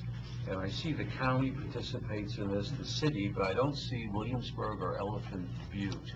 Is that the other? I didn't know what that's the. Well, Williamsburg would technically fall under county. Any agency referring or incident within the county falls under Sierra County grant for juvenile adjudication. So that would be Elephant Butte as well then? I see. Yes. Okay, thank you for that. And then the reason I said school is because, as you know, Elephant Butte students come to TRC school, and so does Williamsburg. So, and they make that decision not based on where they come from, but where the incident happened. Got it. Okay, thank you. If there's no further questions, I will stand for a motion, please. Mr. Mayor, I move to approve resolution number 321718, approving the juvenile adjudication grant for teen court as submitted by Municipal Judge Bobby Sanders. I have a motion by Mayor Pro Tem Whitehead. I'll second it. A second by Commissioner Baca. Any further discussion? Madam Clerk, can we have roll call, please? Honorable Steve Green? Yes. Honorable Sandra Whitehead? Aye. Honorable Rob Heschler? Yes. Honorable Kathy Clark is absent. Honorable Paul Baca? Aye. Thank you very much. Thank you. H1, Mr. Whitehead, thank you for sitting here so patiently. Discussion action naming rights for Field B to include field improvement project with private funding. And Gary Whitehead is our presenter, representing Friends of Dr. Rick Phelps. Hi, good morning, Commissioners, Mayor, Pro Tem. City Manager, it's always nice to see you. It's always good to be here and to present. I enjoy doing it very much. And today I'm a little humbled and a little honored in both sense to be able to be here to present and make this request of you. I was approached about 5-6 weeks ago by some friends of Dr. Feltz who asked if we could find a way to leave a permanent legacy behind for Dr. Feltz, something that could stand the test of time. And the one thing they wanted to do was use baseball as that facilitator. So let me go back a little bit in time. Let me introduce you to Dr. Feltz. Just for those that don't know, he and his family came here in the early 80s. They started a dentist practice. Those that haven't been here that long, some of us that have know, he started in the old St. Anne's Hospital downtown, ran that business there, grew that business, and then it was able to move to his permanent location. What's really special, not only for that, he was able to raise a family here. His son went off to college, has decided to follow in the family business and then return. So in the terms of leaving a legacy, I think the Feltz family has done so. They care for a lot of our citizens, and that's all a community could ask for, is have, those basic services that we need to keep our families together and in our community. So I think Dr. Feltz and his family don't need very much other than they've done for themselves to provide that legacy. So, but one thing Dr. Feltz was in love with was the outdoors. He was an avid fisherman. He also loved youth, and it was evident through baseball. And as those of you know, they've run and conducted the Little League baseball program in our community now for some time, and it is one of the successful programs. A lot of kids participate in our fields and there, but baseball has done really well. And he actually, I think, had an all-star team last year that was able to get in to the basics of the Little League World Series, which we can watch on TV. So, not everyone's going to make that, but to have a dream and to have somebody help get kids locally to see that they can participate and maybe do that, what an honor for the Feltz family to have provided that. So, folks, here is our ask. I reached out to the Parks Department, and OJ was wonderful. We had several long meetings and discussions, and what the group wants to do is not just ask that we change a name and do that in honor of Rick Feltz. They want this mark to be meaningful. So they approached me and said they're willing to contribute funds to do a project. Now, what they would like to have done, and what OJ suggested, was that Field B at Luis Armijo Baseball Complex be the avenue, it be the message. We know that the field is named Luis Armijo, and so that would be, not correct and not proper to ask, let's change the name now. It's been that way for a long time, and that is there for a reason to honor that family. So what we're proposing, number one, is that the complex will remain the same. We're going to ask that you take Field B, and from this day forward, call it the R.D. Feltz Field, and we want it to be known as Feltz Field. Now, in order to accomplish that, we also recognize that if we ask today, then who's going to ask tomorrow? So the project that we went back to in working with OJ was to say what needs to be done at the field. You saw your presentation earlier today of the needs that the parks have. So OJ identified that the fencing around Field B is in poor repair. It's primarily the backstops. Those of you that have been there have seen they've been there a long time. They've taken a lot of hits from a lot of baseballs, and they're concaved, and they're bent in from the top to the bottom. The grass has grown under them. So we're proposing that this project that we would put together would take care of the backstop at the field, number one. The second project that would need to be done, Matt Feltz really believes that the left field fence needs to be repaired. It's also in very poor condition. So we would want to take care of that. Third, we would like to have the awnings painted, as well as the crow's nest where the officials that are overwatching the game and running the scoreboards would work. So we're proposing a painting project. As with most grants, you want to see those dollars extend as far as possible. So we said to OJ, where would the city be able to participate? How could we make this happen? So OJ said that they would like to do and make that fence, the smaller fence on Field B, permanent. And he felt like he could fund that through the budget process that we have now in conjunction with leveraging these funds. And then the third project that would be funded in dollars would be to remove the material on the infield, actually dig it up, replace it. Bar 2 Sand and Gravel has given us a very nice offer on the material to go on the foundation. And then OJ wants to purchase the material that would go on the top of the field to make it a very nice, safe environment for making that field and the infield to be proper. You got that correct, OJ? Yep. So what we're proposing, and then the city would leverage those funds again by installing that. So they would do the excavation, remove. Bar 2 would bring in the basic crusher fines, the foundation, and then at the same time, the city then would put on this top. So what we're proposing and what we're offering to you today is the group is willing to, within the next 48 hours, establish an escrow account at Bank of the Southwest.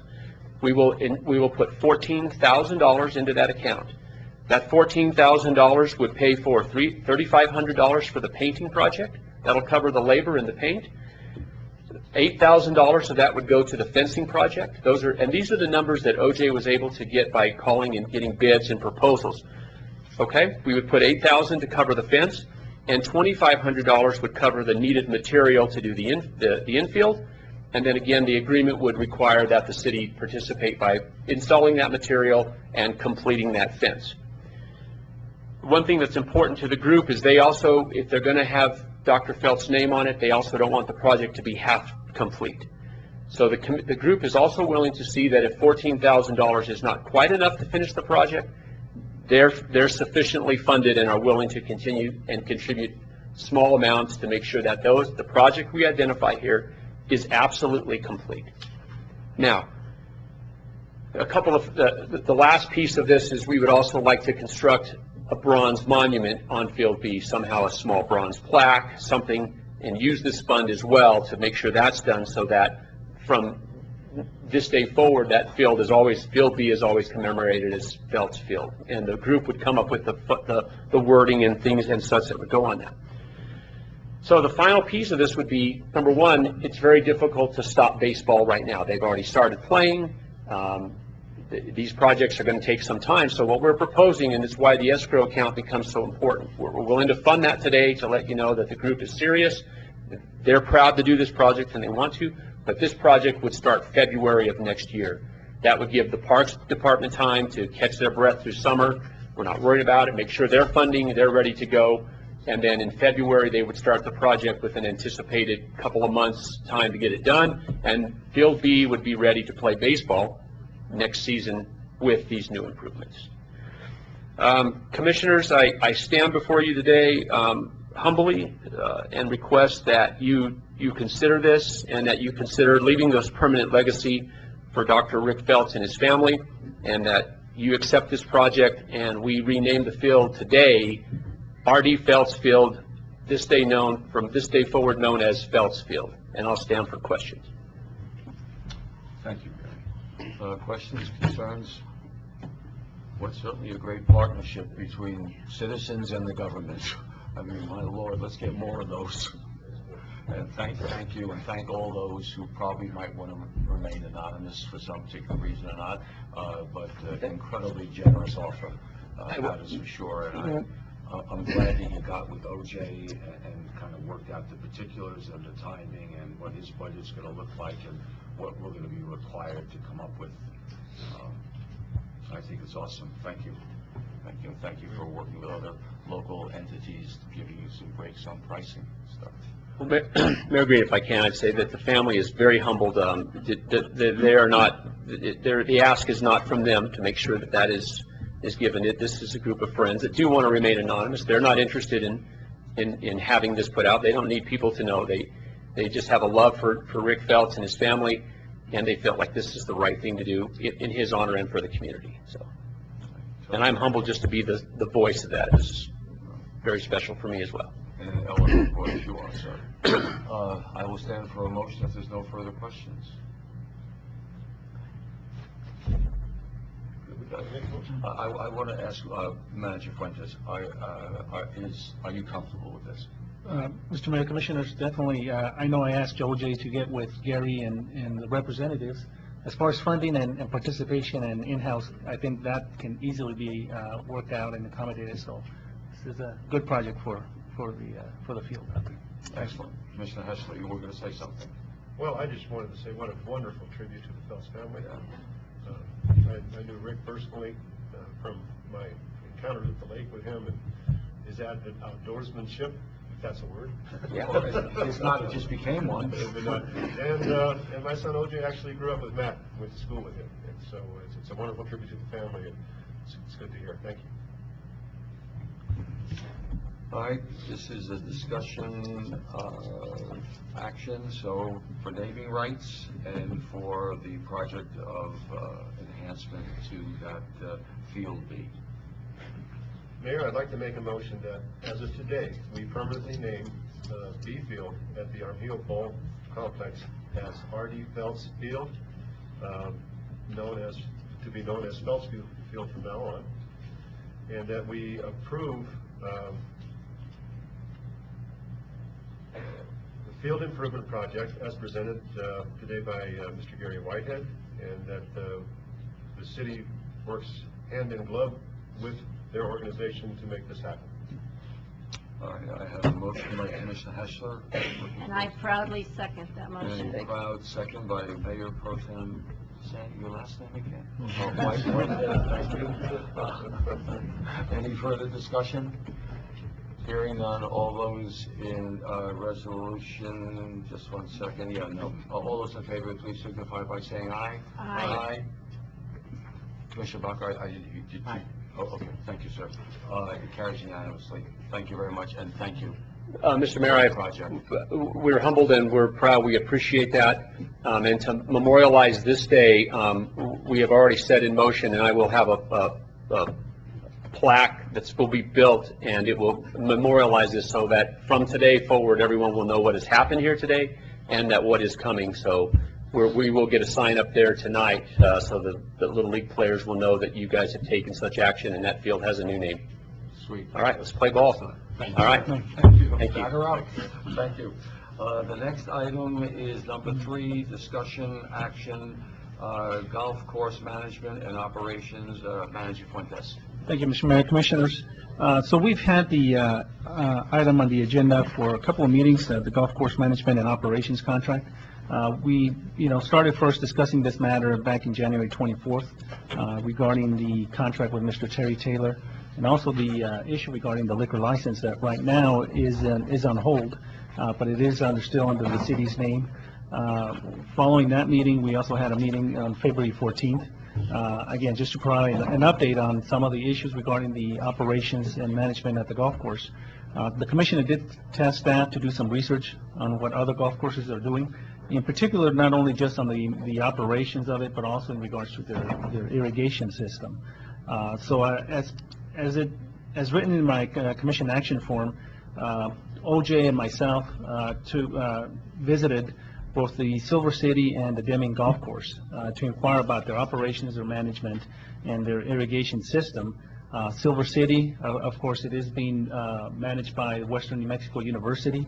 It is an 18-hole golf course, and they are using effluent water to irrigate the golf course. Some of the challenges they're facing, that we're facing, they're facing as well. The low number of golfers playing, not enough young players coming in, the operation is going up, the old equipment. But one of the good things that they did have at the Silver City Golf Course, and we kind of already touched on it, is the fact that they are using what they call the sulfur burning system. And following our meeting, I did ask Arnie Castaneda to go back with OJ and look at, for Arnie to really take a look at the system, because it would be injected in the effluent water. At the time when OJ and myself went out there, I don't believe it was quite used because the water had a little bit of algae, correct, OJ? So we wanted to kind of see, I wanted OJ to go back to see, okay, well, now that they're using it, how is the water? And obviously, so that he took the second trip with Arnie. So that's what we're proposing as one of the improvements, as we have discussed it before. With the sulfur burning water system, obviously, it helps to, break down the solids. And I do have some pictures that I want to show of this is the Silver City effluent pond. As you can see, it's almost, if not, it's probably, would you say, Arnie, it's a little bit bigger than ours? Twice as big as ours. Twice as big. As you can see there at the right at the bottom, I mean, you know, there's, OJ, the second trip you took, was it a lot clear? Yes, it was. Okay, so we have an actual witness right here in front of us. I can say, yes, it was clear. It was clear. So it does work, I guess, and they've been using it for a number of years, this sulfur system. And this is the system that they have, that it's like, almost looks like in a pump house. I believe that's the pump system. This is the sulfur dioxide, sweet water sulfur dioxide, chamber. And this is what kind of gave teary eye to OJ, because this is the irrigation. As you can see there, it's shooting out, and they have an old infrastructure lines out there just like we do, but because they use this so much on a regular basis, it keeps the solids broken down. Correct, Arnie? So it really helps with the irrigation.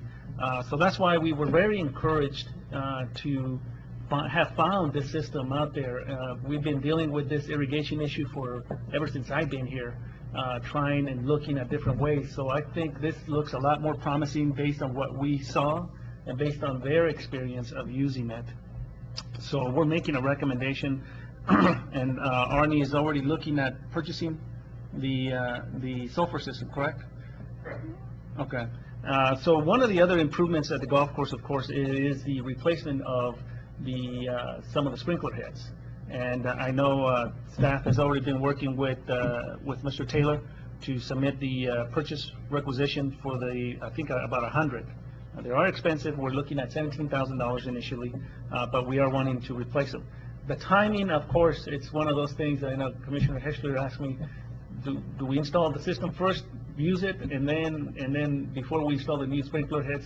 But then there's a need out there for the sprinkler head. So it's, we're just going to have to rely on best judgment from, the golf course, and of course, depending on the time frame, because the sulfur system will not be installed at the golf course pump. It's going to be installed at the effluent pond by Luis Armijo, and that will also going to help with the OJ's irrigation of the soccer field as well as the other fields as well.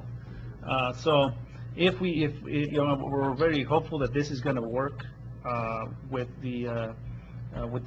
this system. So we're looking at investing about $20,000. Is that what we're looking at, Arnie, at the system? Correctly. Right now, we send a water sample out to get tested. They need to know the chemistry of the water versus how much water we're using, so that they can size the unit and give us the amount of sulfur granules that we'll use. Once we get that, then we know exactly what size of unit we'll be using. The prices range from about $14,000 to about $25,000 for initial cost of the unit. So that'll be the range that we're looking at. Right. Good, thank you, Arnie. One of the other things, Commissioners, that I want to point out, and this is probably the second phase of the project in regards to the irrigation system, is that in Silver City, it was all automated.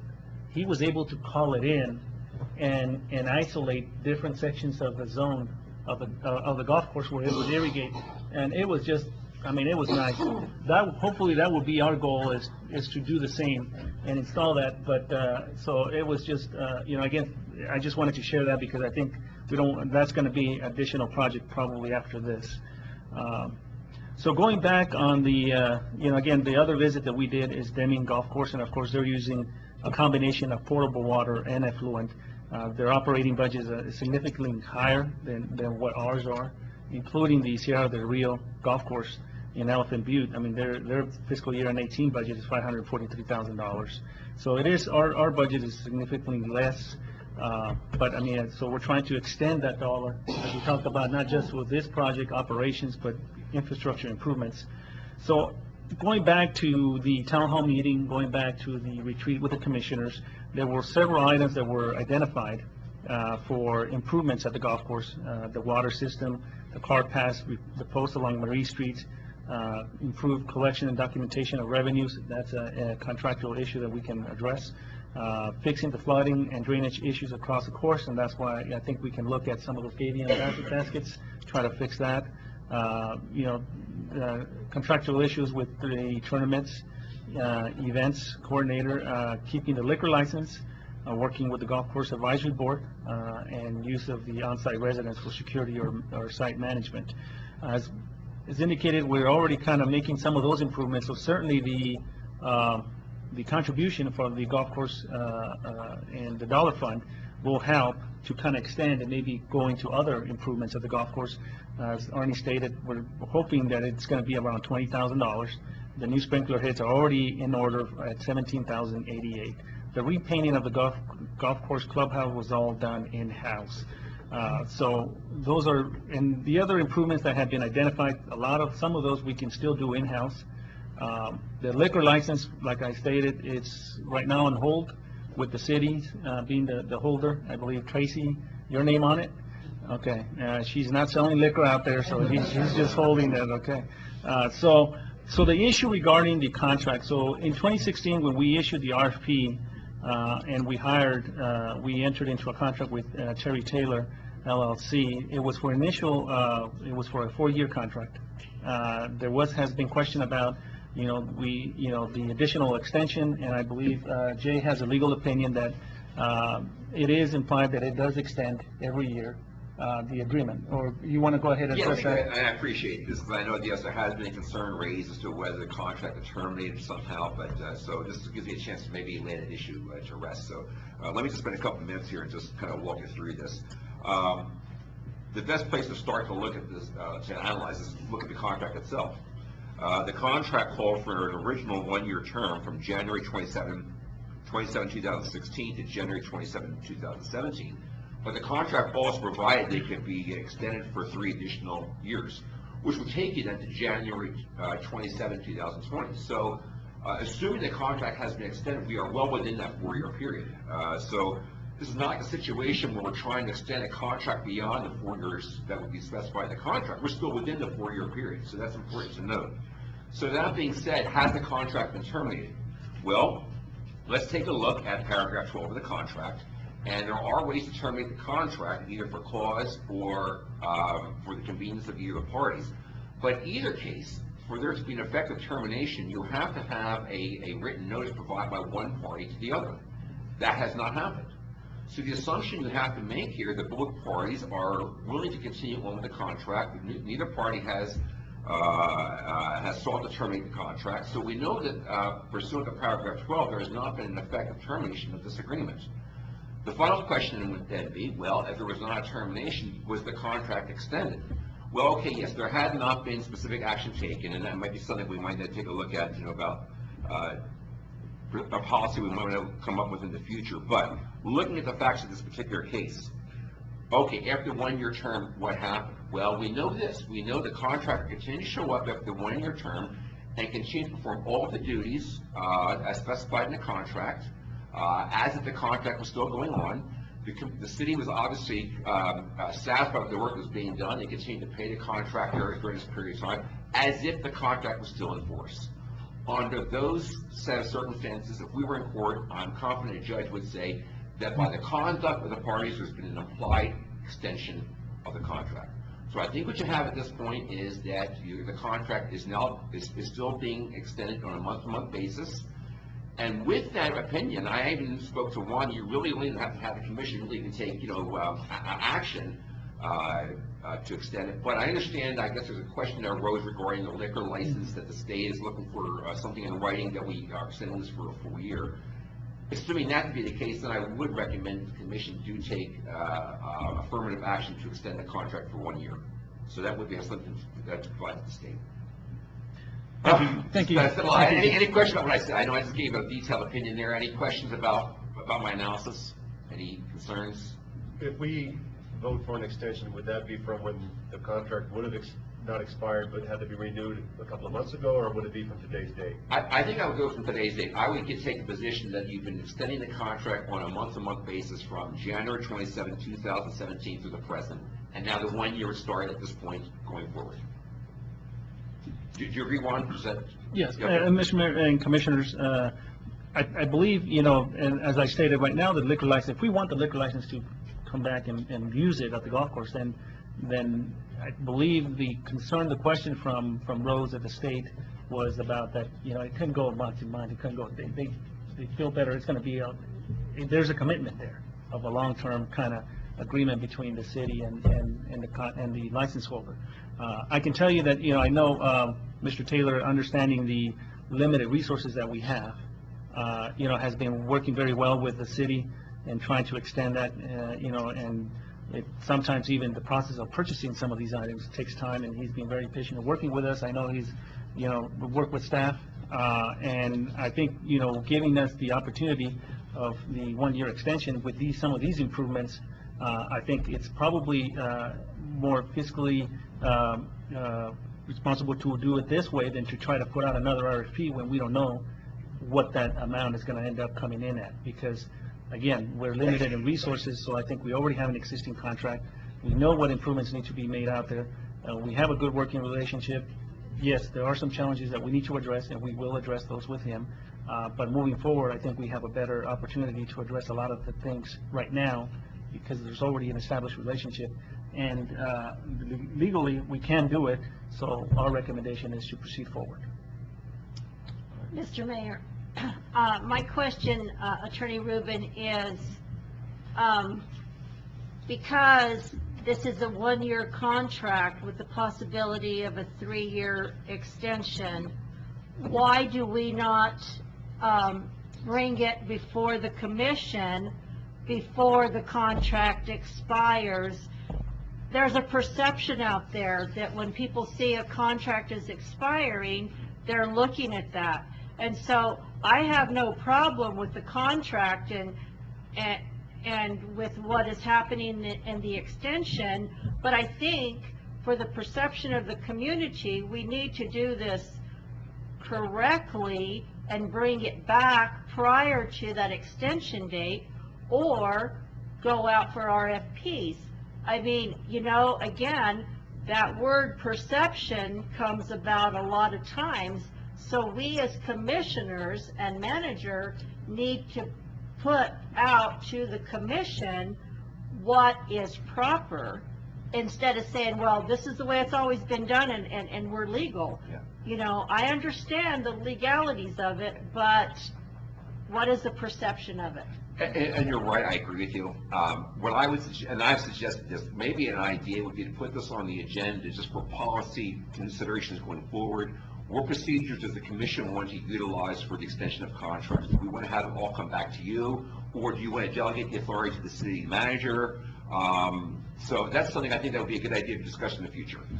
But I have to deal with the fact that what's already happened in the situation, so that's my advice. And I understand that, and I think if this is the way that we're going to proceed with it in the future, but we also need to make sure that it comes back, whether it's just approved and presented by the manager, that this is being considered, or this is what we're doing. It needs to be done prior to the expiration date of any contract of anything.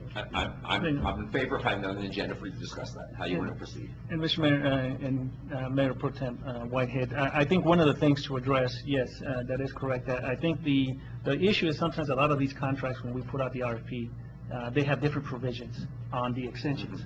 Some of them are clearly stated, some of them are automatic extensions. And I think that's uniforming the contracts and uniforming that provision is what we'll need to work on, because every contract that we have might be different on the term and the extensions of that.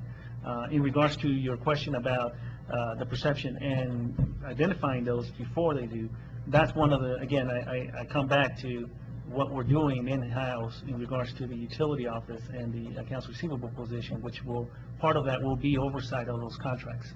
One contract I was going to report on in my manager's report is, as an example, is the airport engineer's contract.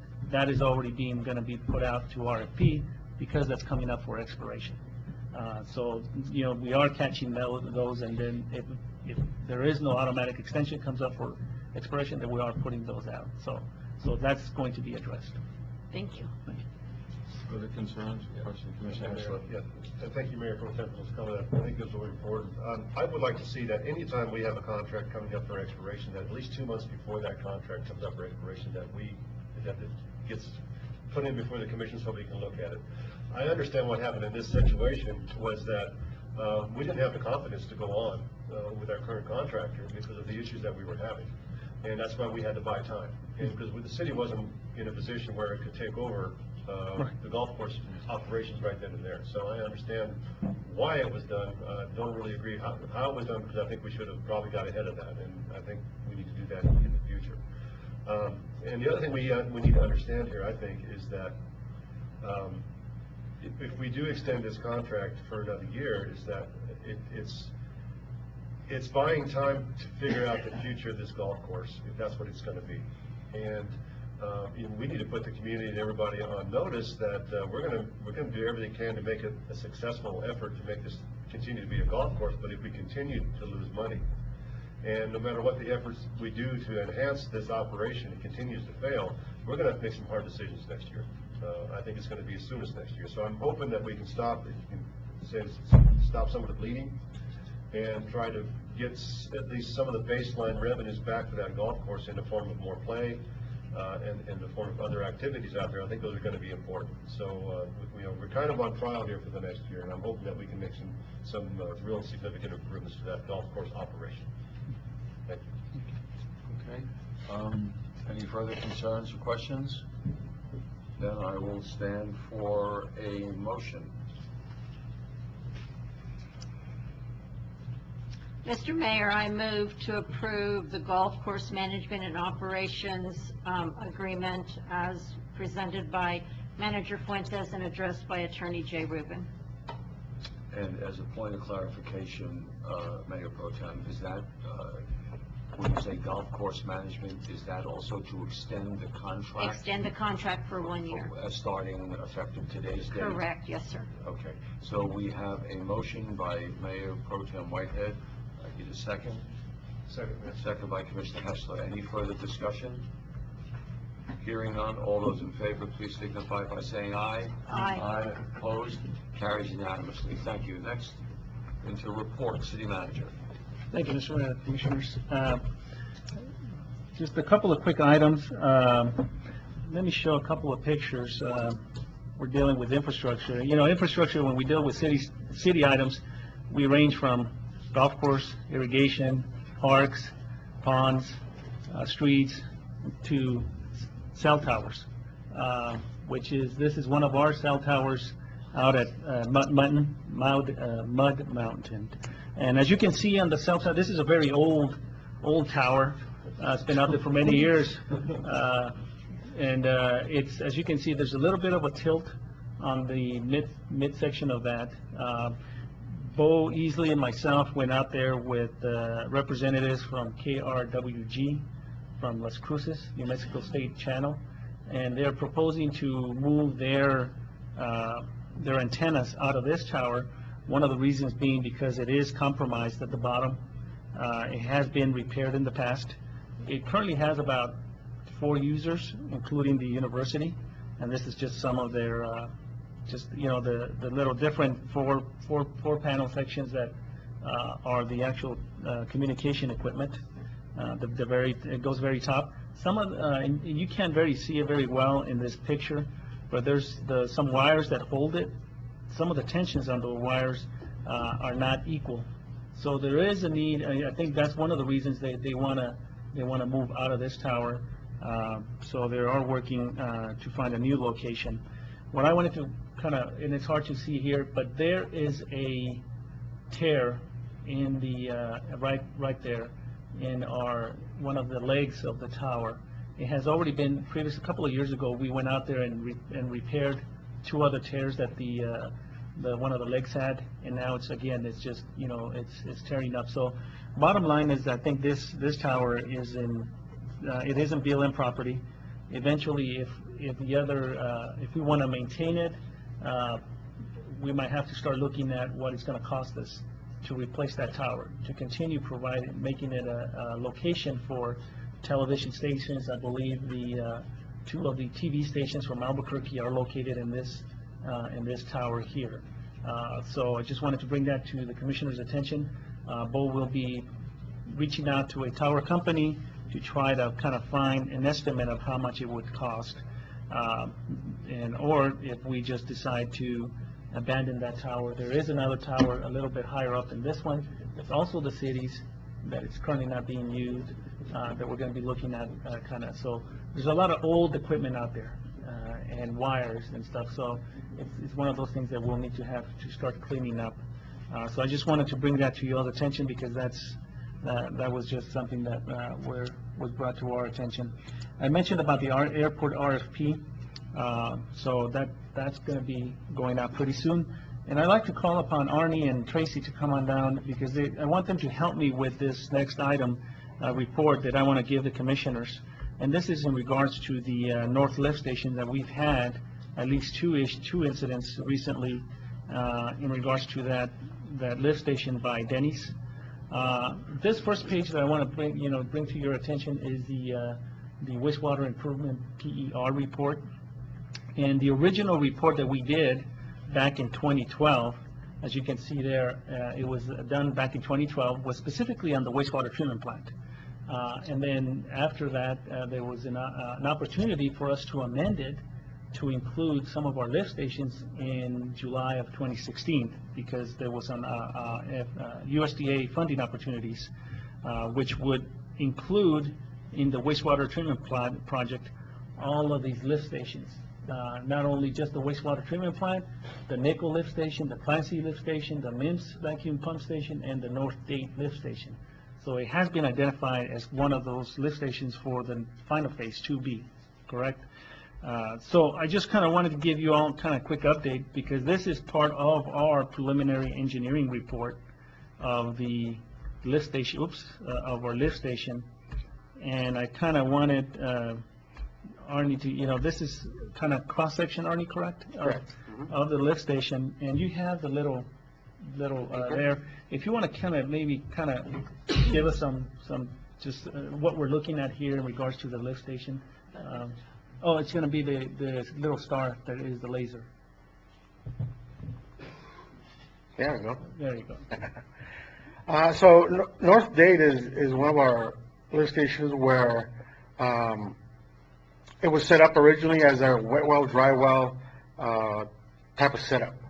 Normally, the lift stations nowadays are just one dry well with the pumps in that same pit. Here you see this would be the dry well, and this would be this would be the dry well here with the ladder. This would be the wet well. What we're trying to do with the upgrades is to install this pump in this wet well to where we eliminate the dry well and all its electrical components that are in here. These electrical components would be placed on top where anybody can access them, and so the pump would be in the wet well. It needed to be pulled by a hoist or one of our electrical hoists off of one of our vehicles, versus what we have now. We have to have somebody actually crawl down in there and remove the top or remove the pump to access it. So the big problem with Dayton Lift Station is the electrical components. They're outdated, and again, they were installed below the surface. Those right now have been disconnected, and we have a temporary panel placed on top of the surface that controls that one pump. And so, again, on normal operations, you have two pumps, one that runs and one is a backup. Because of the condition of the control panels and the temporary panels, right now we're running one pump out of the North Date Lift Station. And so this has created some issues for us since we installed that about, I would say about a month and a half ago. And this is a top section of the same station. As you can see, as Arnie mentioned, there's supposed to be two pumps, correct? Correct. So that's what you see here. So that's some of the issues that is causing them. This is an outdated, old lift station that needs to be fixed.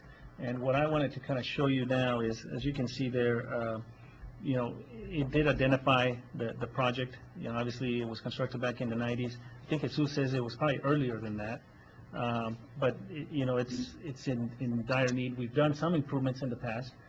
In our preliminary engineering report, we did identify, that's just some pictures. I believe there's a picture in here that shows, I wanted to show the commissioners of the new location for the new lift station. Let me see if I can pull it up here. Oh, I might have gone too far. Because it will be, I believe, Arnie, it's going to be on the north end of where it's currently at. Yeah, it'd be Right there. in the vicinity, but we would have to move it over from where it is now, correct?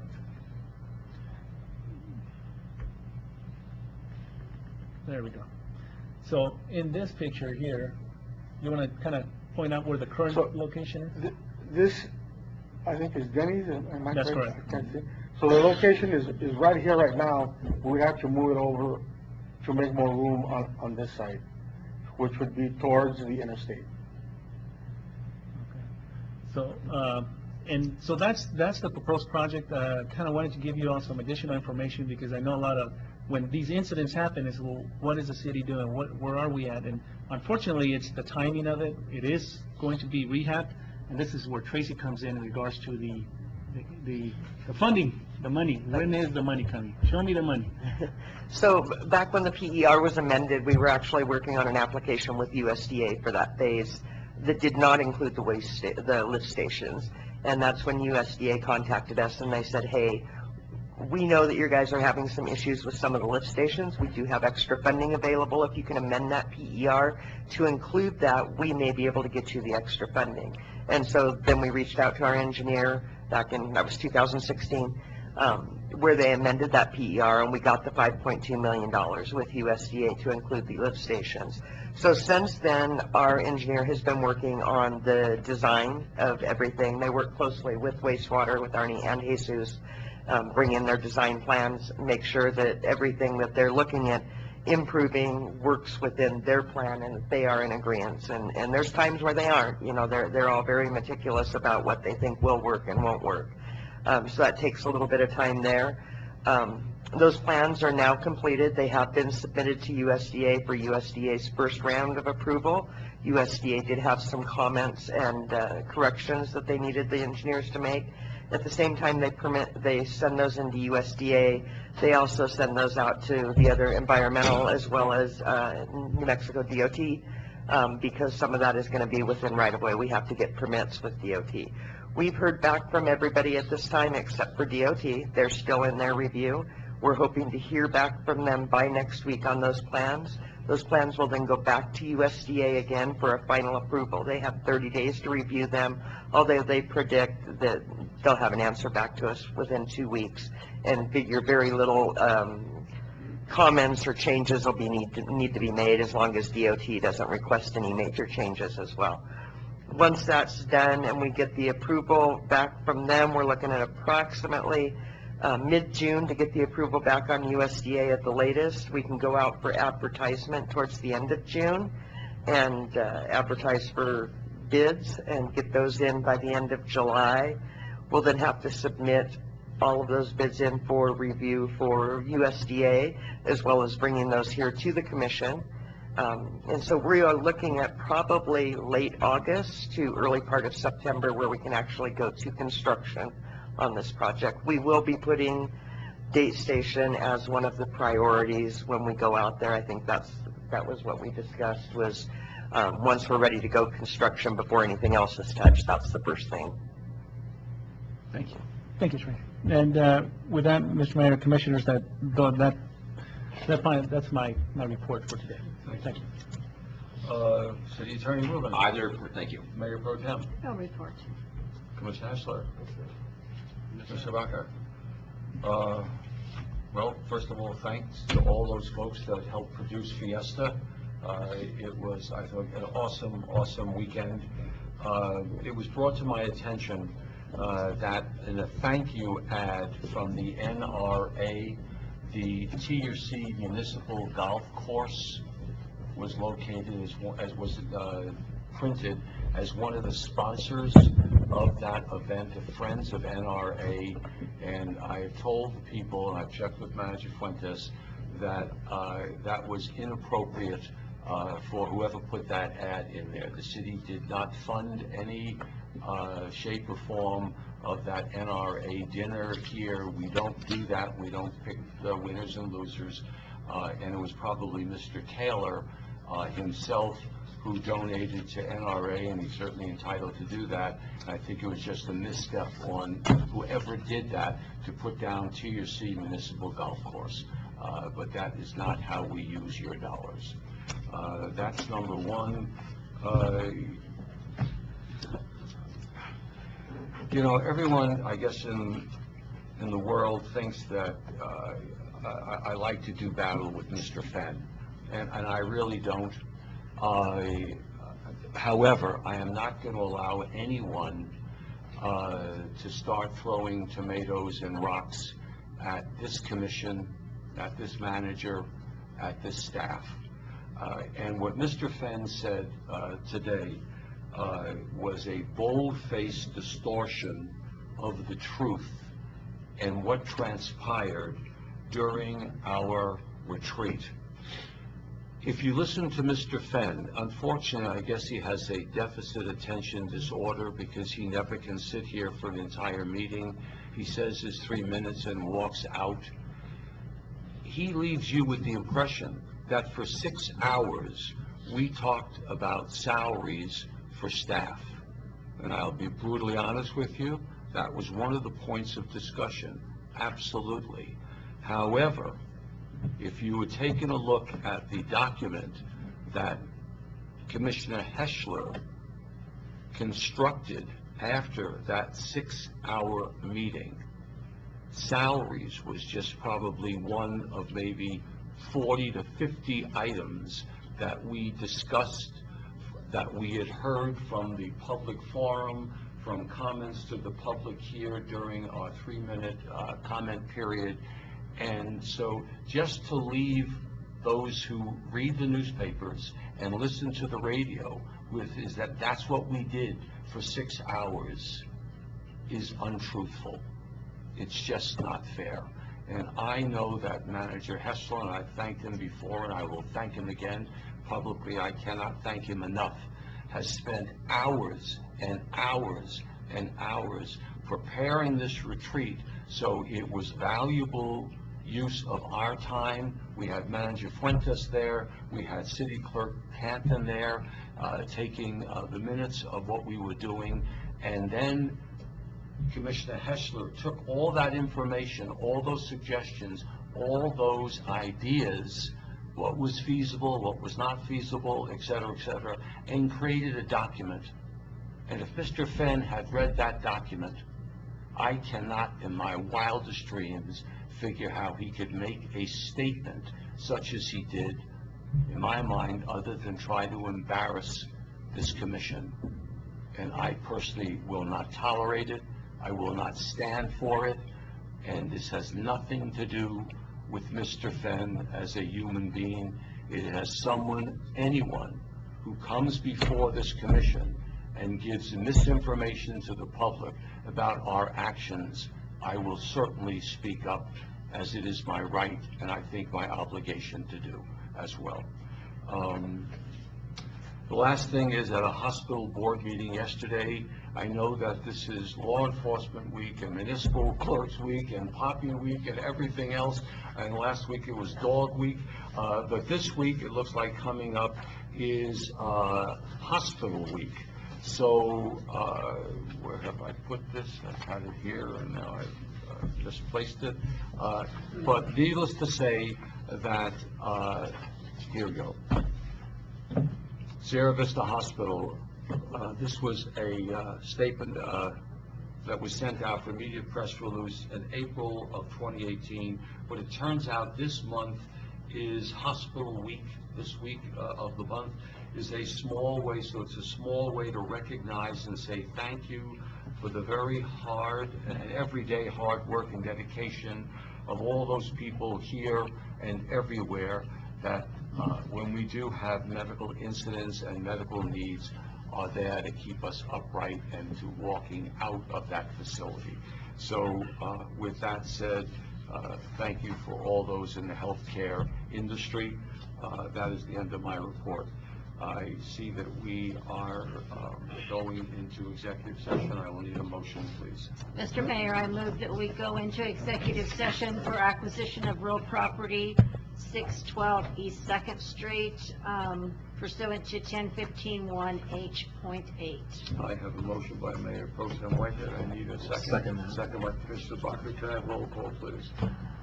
Honorable Steve Green? Yes. Honorable Sandra Whitehead? Aye. Honorable Ralph Eschler? Yes. Honorable Kathy Clark is absent. Honorable Paul Baca? Aye. We are in executive session. Thank you for showing up and for being here.